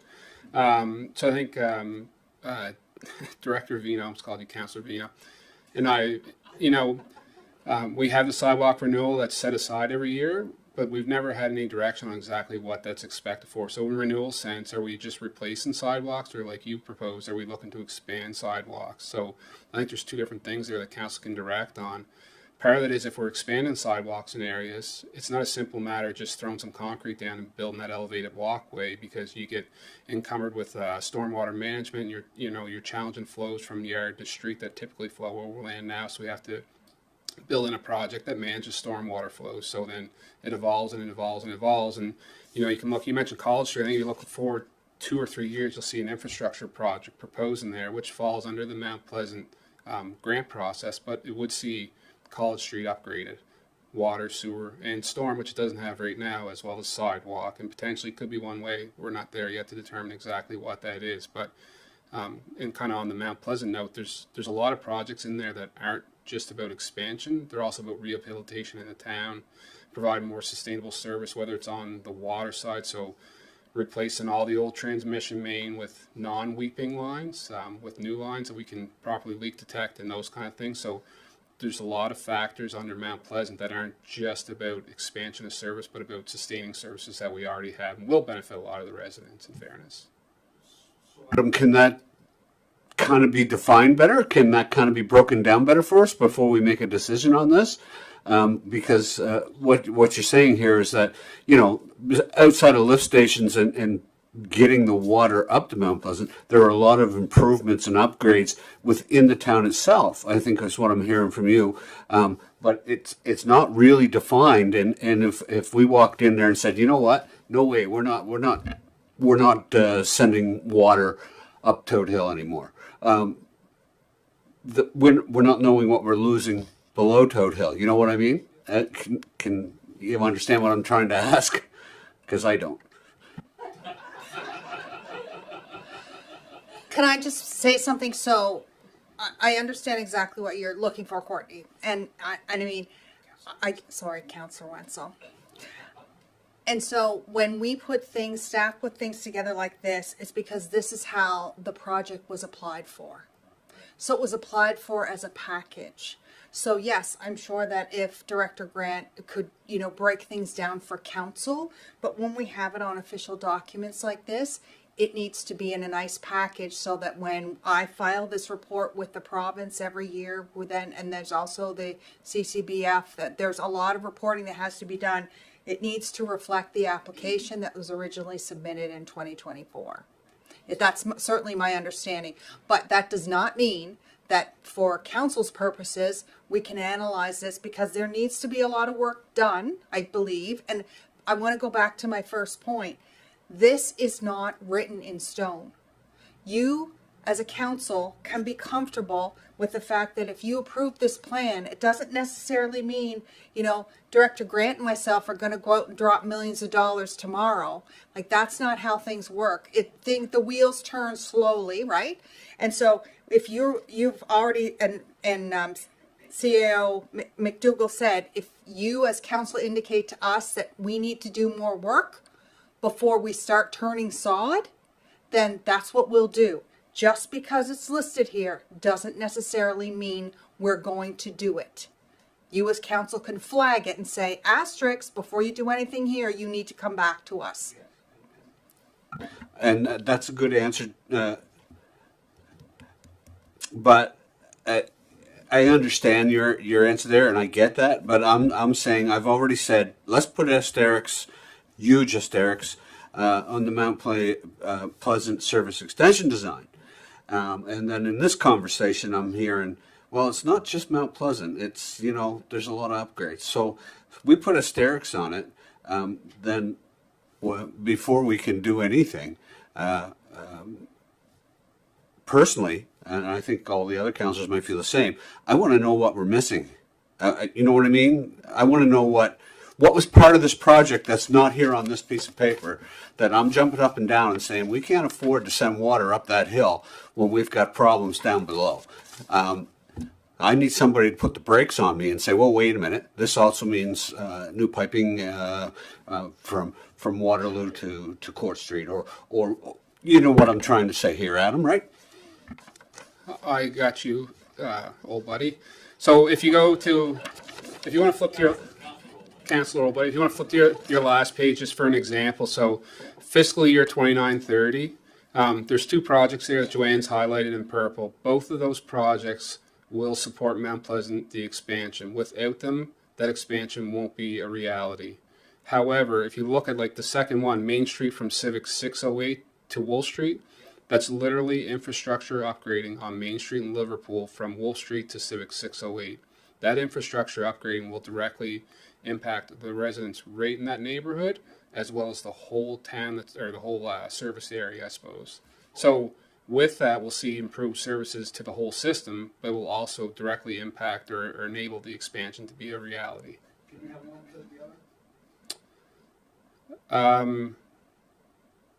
No, no, you can't. The last two on your list here, the to Union Henry to Union Street, and and not have Mount Pleasant.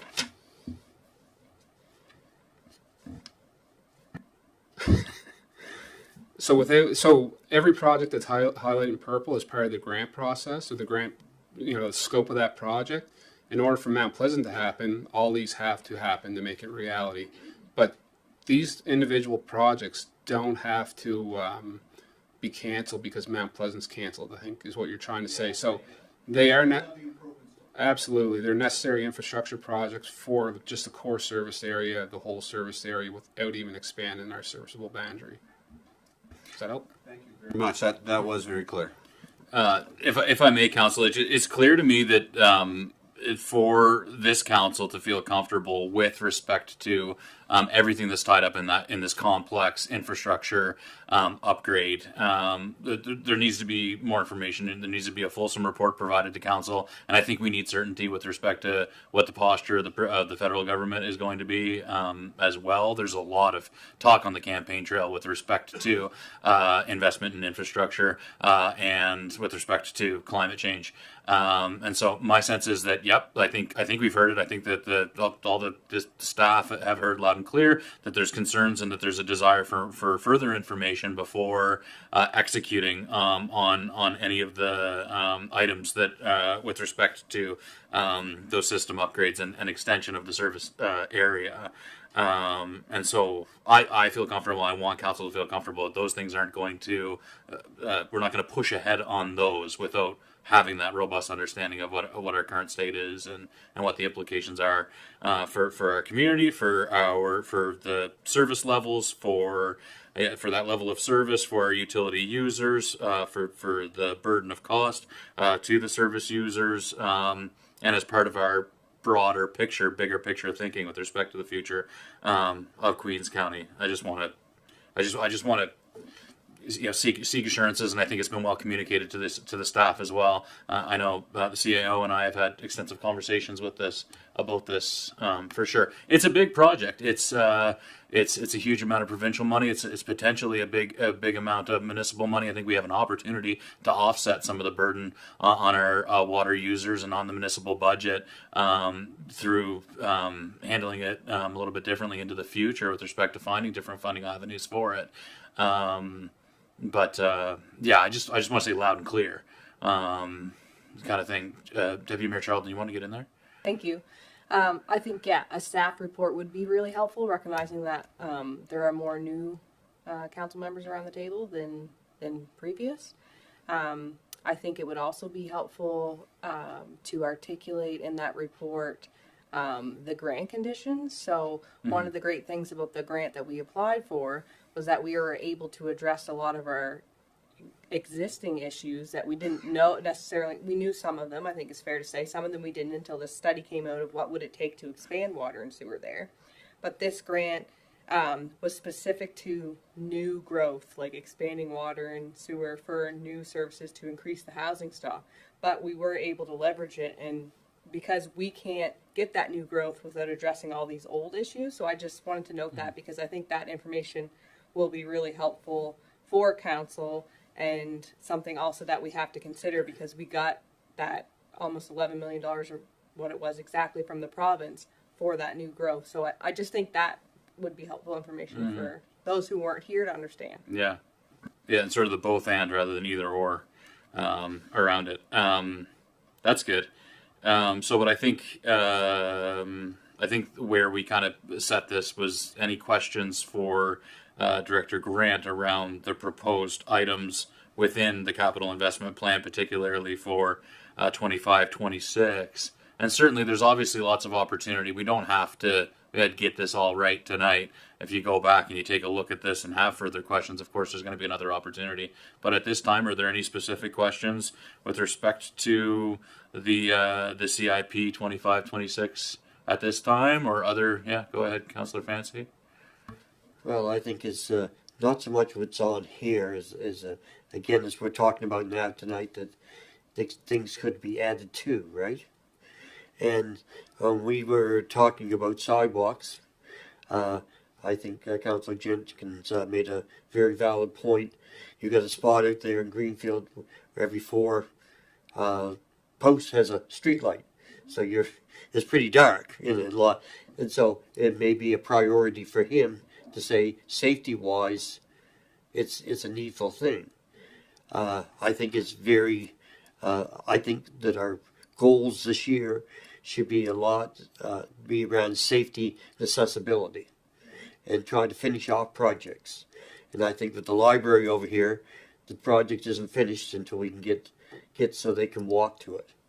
So I think it's to me is a priority to go forward with that. So if people are going to be upset about it, they're going to be upset about that end of it. And so I think safety and accessibility should be into most everything that we're looking forward to spending money on, and that should be costed out, and to if we can't get it finished this year or whatever, at least be on the books to be able to find out where we're going with it. Because if we're going to put in a nice library, well, then we got to be able to get to it. So I think that should be a priority for that. And for maybe up in Greenfield, it's a priority for where they walk, in particular, where it's unsafe to walk. So we got to be looking around the county with everything too. I mean, up in Milton, I'd like to have sidewalks up on the other side of the river because everybody walks around there all year round. One thing I haven't figured out yet is why over in front of the where the vet is, they paved that all along there. It works really good because it went over where the old sewer line went up, and they paved over that. It's great, smooth. People were a little crazy at the start, thinking there's pavement there, but they loved the smooth surface. If we could continue that, I wouldn't even mind sidewalks. If you could just pave it all up along where the sewer line is, make it smooth, so people don't fall. We are getting older for some of us. So I think that's my priority, where I'd like to see us go.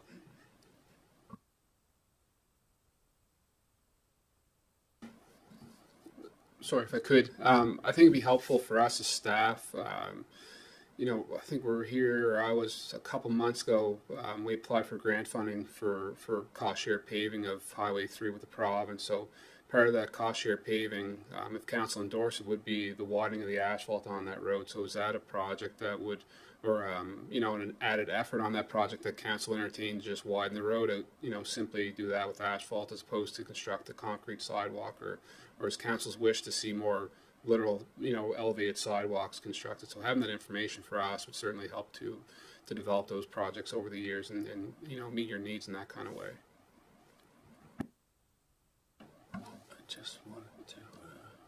I just wanted to. I'm going to get the name of the initiative wrong, but I believe it was the previous council had endorsed an active transportation assessment. And I think you might have seen from Morgan recently a notice about some public meetings related to multi-use and active transportation infrastructure. I believe I'll get I'll call it, I guess, the terms of reference for that study in your email boxes so you can look at it. But I know the intention is to assess pedestrian access to the library and a few other locations in our municipality. And so that is a starting point to kind of identify what might be high priorities for additional active transportation infrastructure. So I just wanted to say that there is some activity that's expected to occur shortly and kind of defining new opportunities. Yeah. And I suppose, and there's always, as that information becomes available, we still would have an opportunity to fund as an unbudgeted expense from the accumulated surplus to get projects like that underway. I mean, of the things that have been mentioned here tonight, those are the things that I hear from the residents is Cobb's Ridge, is Greenfield, and is getting to the library in terms of like the big prominent needs for sidewalks or appropriate, because, pardon me, because I agree with Adam. I don't know from a safety perspective or whatever, where just a nice, wide, well-maintained shoulder is sufficient to allow for safe use of active transportation, cycling, walking, what have you, versus where it really makes sense to have that raised a sidewalk in place. But yeah, for sure. Vicky, Councilor. Do we know how much is in the sidewalk reserve at the time? At the It's moment? yeah, I think 162 at the end of the year is what it says in the 162 at the end of this year. So it's expected to be in the sidewalk reserve. Deputy Mayor. Thank you. I'm just wondering if maybe before one of our, I don't know if it's reasonable to ask before Monday, but maybe we could get a little context about what a recent sidewalk cost to replace, so we have an idea. Because I'm just thinking, I understand that we can fund something unbudgeted, but my thought is that if we're going to do some improvements, it's unlikely they'll probably all happen this year, but $25,000 is not a whole lot. And I think that when I was first elected to council in 2020, I think it was 50, and it was suggested to be cut down to 25. So I think it's just something, if we kind of had a little bit of information so we understood, what we were looking at to put a new sidewalk in, then that would prepare us better to put money in the operating budget to that sidewalk reserve. Just a thought. Thank you. I'll just jump in, and then I know Adam can probably add more value. District of Chester recently did a significant amount of sidewalk work, and so it would be easy to obtain the costs. But I know it's highly variable based on the location of the sidewalk. In some cases you need to cut and fill banks. In some cases you need to move power poles and that infrastructure. In some cases, significant traffic control. Other areas, the topography and lay of the land is far different and much lower cost. But Stormwater. Installation of exactly, and but I can say that 165,000 is not going to get you very far if it's 100 meters. Perhaps it's so we can get those numbers for you, so you have a sense of the cost. It's significant. Particularly if it's the typical concrete.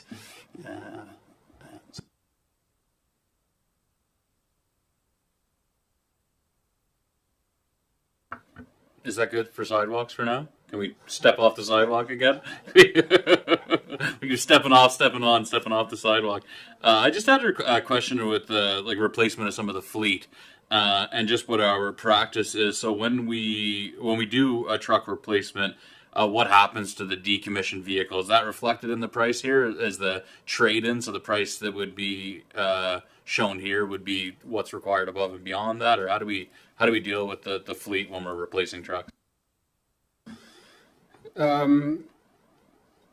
So what you see, try to make this make as much sense as possible. So, for instance, truck 102 is just a simple 3/4 ton pickup truck to be replaced. The delinquent vehicle from that asset would be retired. What we're looking at is developing an asset disposal program. Over the next couple of years, we're starting to accumulate a lot on the back end. For instance, we bought a piece of equipment probably 3 years ago. It was about $225,000 for the equipment, and the trade-in value of the residual that was 10 years old. They offered us $1,500 if it was in perfect working condition, which it was not. But it certainly has some value. So we've been stockpiling to some degree. At the same time, we've been recycling through our metal recycler where appropriate, and selling them from the landfill sales. So where it's appropriate, yes, some are trade-in. We have for instance, truck 202 is a truck that was ordered last year. It's a tandem, and we did trade in the residual tandem on that offer because it made logical sense, and that was a council decision approved by council. Yeah, so I guess depending on what it is, when we issue an RFP, send it out to the market for quotes, we do propose that the vehicle we're replacing is offered for trade-in. Depending on what the price back is, we may keep it because there's parts. Most of the vehicles, generally the models stay same, or we're getting the same truck every year because it's the same manufacturer. So, you know, $1,000, maybe the wheels and tires are enough, you know, logical sense to retain that asset for a few years until we kind of consume those pieces and then we recycle it. Director Grant, have we ever considered leasing, or is that not financially viable? I'm not aware that we have.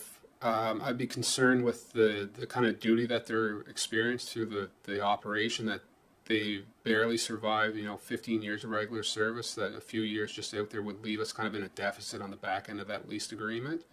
So I would be concerned with that. There could be vehicles down the road as we try to delineate our fleet a little bit better that, you know, that makes sense to lease them because they're only light use. They're just kind of I hate to say commuter vehicle, but they're used to go from point A to point B, whereas opposed to they're used in the field to have shovels and picks thrown on the back, or, you know, haul waste material, that kind of stuff.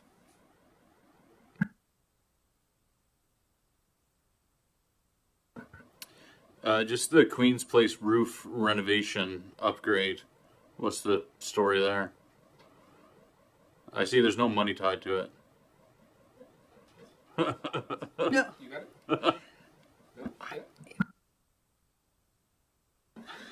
it? So this was brought forward by the operations manager at Queen's Place. My understanding is that there's some leaks they're experiencing over there.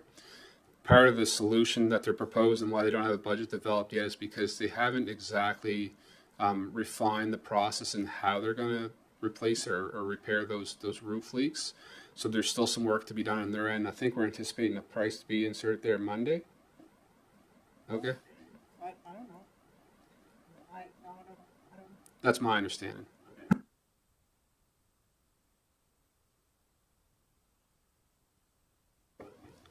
The infrastructure for Beach Meadows Beach, is that the rest of the boardwalks that have to be replaced? So the cost that's in there this year is to pick up where we've left off with the picnic shelters, with construction of 6 picnic shelters, expanding some parking, as well as doing some upgrades that were identified by Department of Natural Resources. The boardwalk project is not in there for next year. There's just one thing that I really would like to make sure that council is aware of. If you go down to the third from the bottom item, the South Queens Outdoor Pool, since this came across your council tables, the cost has increased $852,000. So I proposed that increase in costs be charged to the municipal surplus. So when you as a council pass this or approve this CIP, that will be an indicator to me that you approve me deducting another $800,000 from the surplus to fund the pool. That is over and above the $880 that council approved last year because of the difference in the cost of the tender. So I just wanted to make sure I have it in type at the side. I just wanted to make sure that council was aware of it because I know it's substantial, but there is money in the accumulated surplus, and maybe Director Grant can explain why the overage in a year has increased by that much money. The pool. Just to circle back to Beach Meadows, because I did speak in error, so there is money in the Beach Meadows project proposed for the design and the permit negotiations, which is where we've struggled over the last couple of years in delivering that boardwalk project. So part of that proposed cost, and that is the design work for the accessible boardwalk to be upgraded.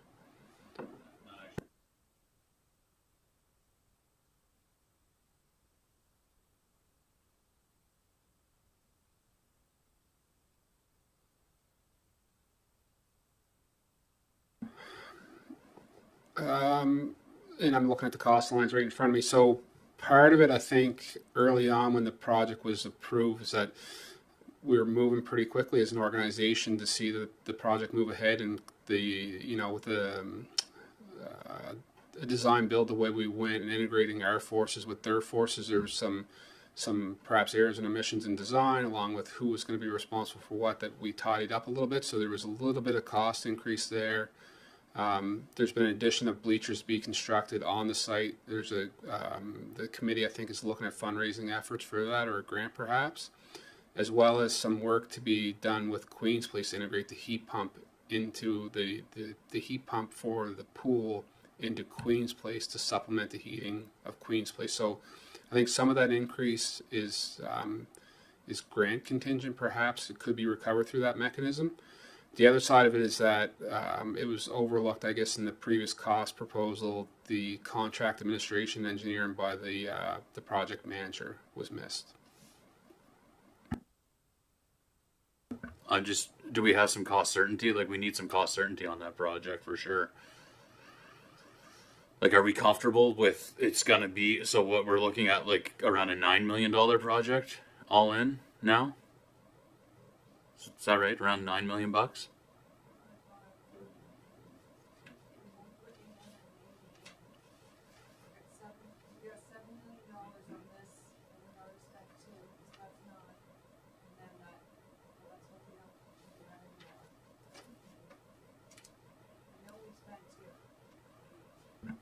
I guess my response to that, we're a lot more confident today than we were 8, 9, 10 months ago in the cost of that project. We've already been through the most uncertainty, which is the underground excavation civil work. That's, largely done. Probably 90% of that work is complete to this point.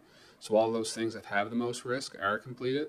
What's remaining in there should stay pretty stable, but I think along with any of the projects, we run a risk with, with the carbon tax being reduced, new government, and the tariffs to mention. Certainly pricing of a lot of stuff is volatile right now, so we can never be 100%, but we're in a better position than we were to know what the items are, but the cost certainly does have some unintended risk associated with it. Right, and so I guess without discussing the details of the contract, then all that liability falls to us. It's not like a design build where there's cost assurance on behalf of the vendor who's executing on that work. The liability rests with us, but less rests with the municipality. I think that's fair as the owner to say, yeah, the liability is on the owner to see that project completed. Yeah. Go ahead, Councillor Jenkins. Director Vino, what was the provincial funding amount for the pool? $2.2 million, and we've spent $2 million. So I'm looking at a figure for provincial funding. It says 200,000. So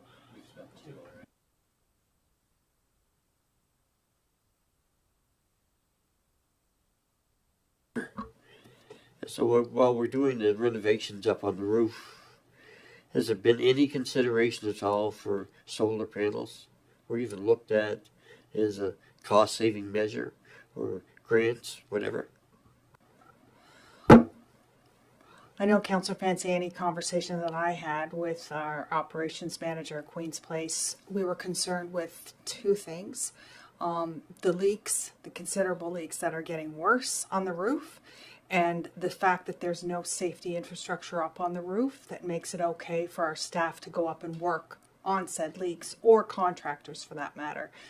So no one has mentioned anything to me. Maybe perhaps Director Grant, someone has said something to him, but no, sorry.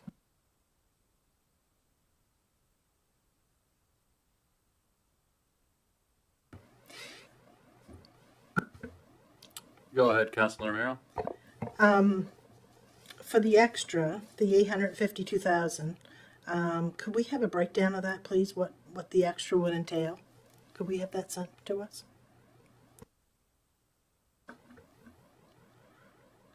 Any other questions, Council, for the capital investment plan for this Councillor evening? Wetzel, are you comfortable? I'm sorry to interrupt. Go ahead. Are you comfortable? Did you want to go through these line by line, because this is your first kick at the can, and you're not the only one that is having their first kick at the can? Like Director Grant and I can go through this item by item, for at least for next year or the year that we're in now, so that you understand that what the nature of some of these things are. If you're comfortable, like we can do that for you. So please just let us know. I appreciate that, and I think my questions were answered. especially when it came to the Mount Pleasant service and what that included all around town. I think both both the CAO, the mayor, and Mr. Grant were very precise. It took me a little while to understand it. As to the other lines, I don't really think I have too many questions, if any, that you didn't already address with your presentation. If you don't mind, I wouldn't mind going way back to the leaf and yard issue. I have some concerns with that. I understand the liability and I understand we got to clean it out and get rid of it. But what I don't want to see is contractors going in and then reselling it to our citizens for something they used to get for free. I really don't want to see that. If we're going to take it and take it down to Brooklyn Energy and they're going to burn it, maybe Nova Scotia Power can give us some kind of rebate to the citizens. I mean, good luck with that too. But I really would hate to see somebody making a profit from something that we got for nothing. Now, I do understand that a lot of that material, as an avid gardener, from a family of avid gardeners, I know that it's not really good stuff. It's full of Japanese knotweed and all kinds of other weeds. I mean, it's if you're really picky when you're out there with your pitchfork, you may be able to get a truckload that's half decent. But what I don't want to see is a contractor coming in, bringing it to town, and then selling it for a profit.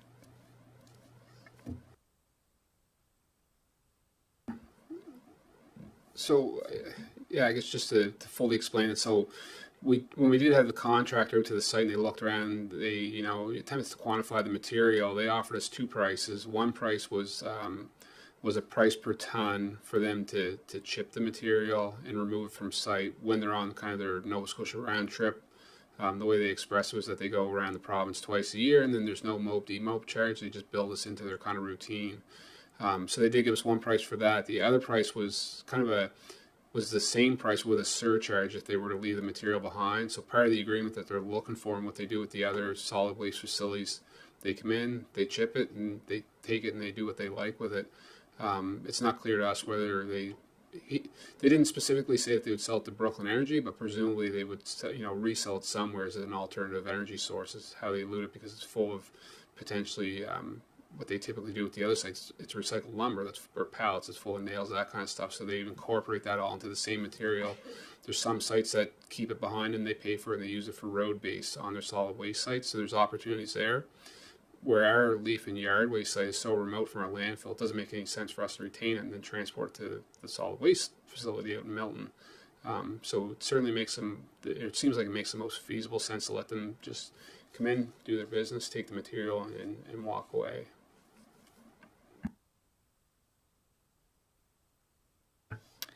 Thank you. I just have a question about the accessible washrooms, and I did step out, so apologies if this was already addressed. This was a challenge, was on the capital investment plan last year, and it wasn't able to be completed. There were a few different challenges with power sources and things like that. So I'm just wondering if those problems have been addressed and if we can expect this to at least get started with this capital investment plan. Thank you. So, if I understand correctly, I think what the expectation last year is that this would be built in part of the aquatics facility project if it were to go ahead, and it was anticipated that they both could be designed by the same company, kind of constructed at the same time.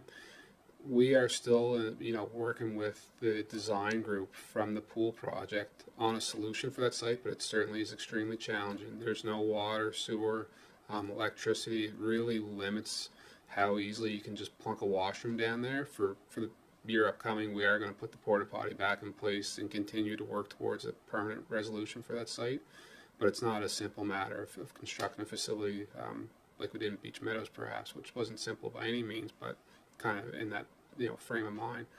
I have been in conversation with a developer in the neighborhood, and he did express interest in having electricity run through his site and granting us an easement. So we'll continue to work on that and explore that avenue to provide a reasonable solution.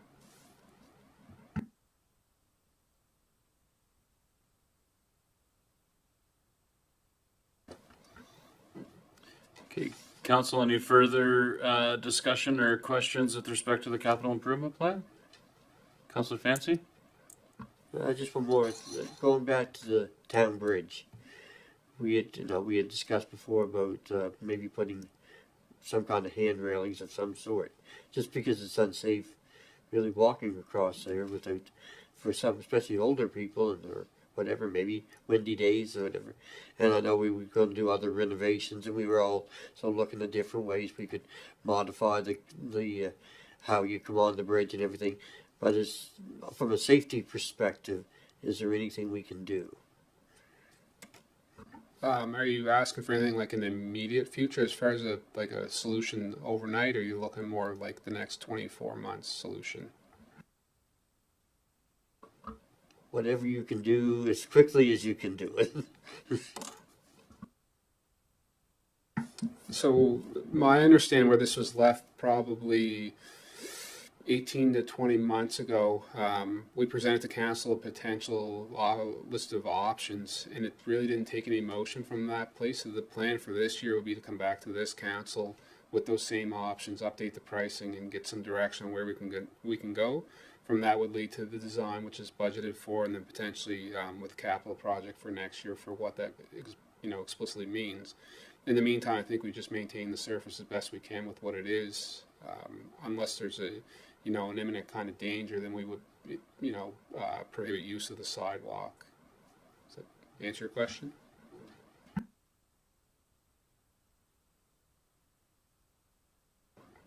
Have we spoke to the province about any upgrades to that bridge? It's getting pretty hard looking as far as rails and things like that would tie in.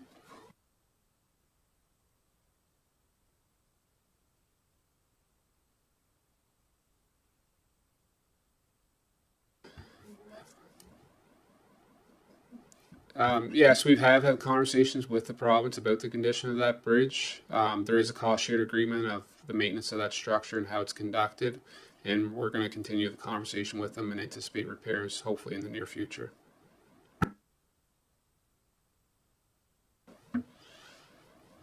Anything further for this evening on the CIP Council?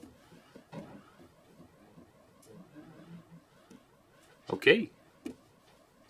Thanks.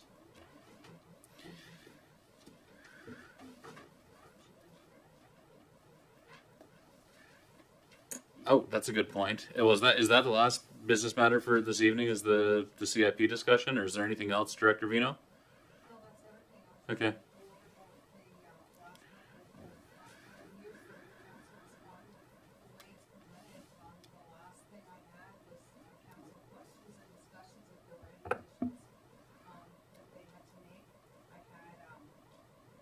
Here, why don't you get on your microphone? There you go. I don't know why my slide's not up there, but oh well. I just wanted to point out that the totality of the 5-year capital investment is $46.6 million. It's on the last page. It's a significant investment for council and for the taxpayers of this region.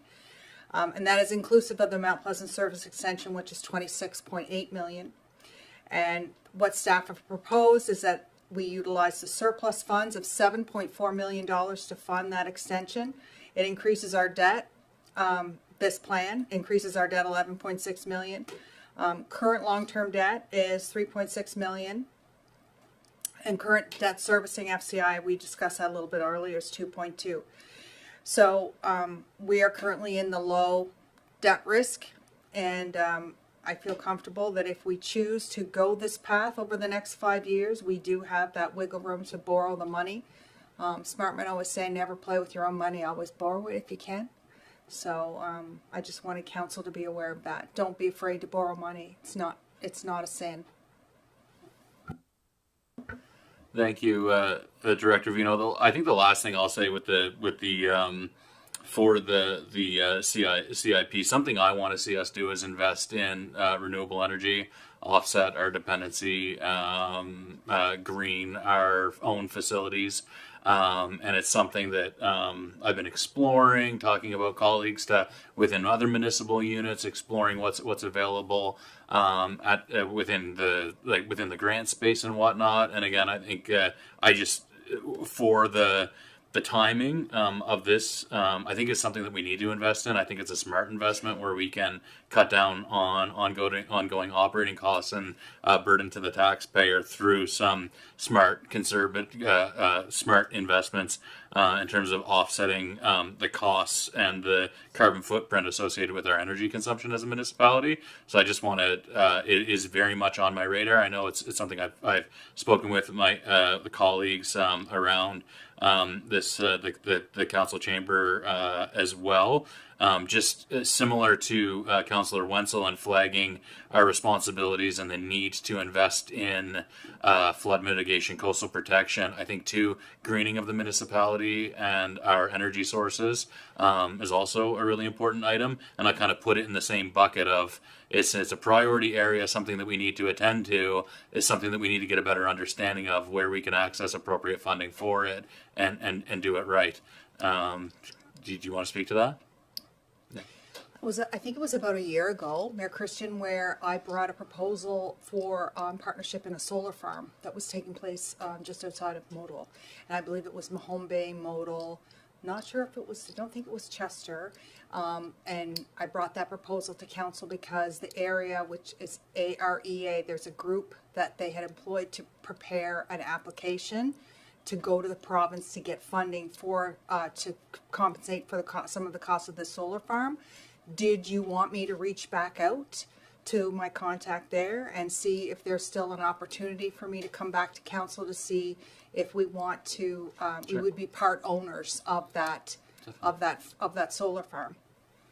Something certainly I could do. Yeah, of course, any decision would have to be the will of council, but information would certainly be appreciated. I think it's important that we pursue that. So before adjourning the session, I just want to say, so our next budget deliberation session for members of the public is on Monday evening, April 28th, 6 o'clock. Same bat time, same bat place.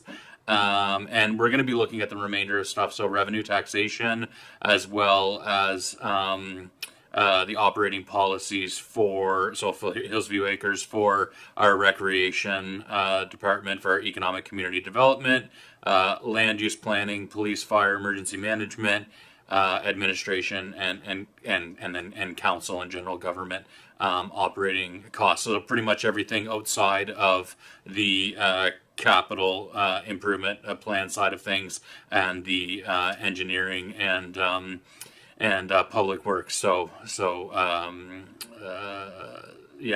Director Grant is off the hook for Monday evening, and I thank you for all of your work in preparing for the deliberation this evening. I think it was illuminating.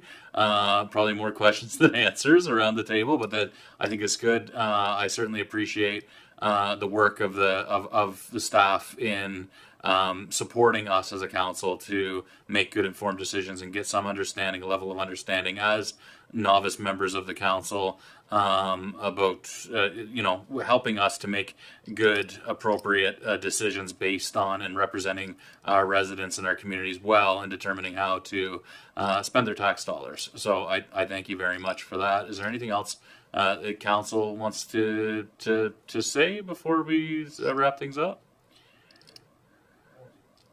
Go ahead, Councillor Fancy. If we're going to be looking at the wind farms, should we look at solar as well, or not? I mean, that's always been a concern with me with wind farms, which was a couple I've been invited to attend. Is you have to buy into it, and you're buying into a system. That the system fails, everything goes along with it. It was always been scary to me that way.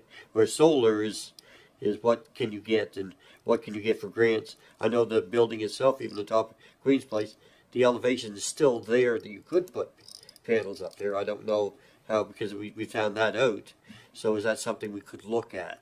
Just as a No, and that's what I'm advocating for. We need to explore it further. I want to express that if it's the will of council that we and it makes sense that there's opportunities for us to be funding those greening initiatives outside of this current iteration of the capital improvement plan, as that information becomes available and we identify the appropriate opportunities to invest in the green energy technologies. And it's exciting. I'm not sure if you've seen, there's these pictures of the massive blades for the turbines starting to show up at the Port Mersey site for the Mersey River Wind Farm project. And my goodness, they are ginormous. Yeah, yeah. Anything further? Yes, I'd just like to thank Director Vino and Director Grant for helping us through this, especially us green people. I want to thank those folks for giving up their evenings too. That's very informative. And I have a question for you, Director Vino. Your husband Wade, he used to be a very good hockey player. Is he a Habs fan or a Leafs fan? Oh my God. He is a true blue Leafs fan all the way. Yeah. Okay. So with that, always appreciate feedback from the community. Please let us know what you think. So Monday we will be back at it, looking at the revenue and the remainder of the operating budget for the fiscal year 25-26. Thanks to everyone. And with that, I will ask for a motion to adjourn. Moved by Deputy Mayor Charlton, seconded by Councillor Roy.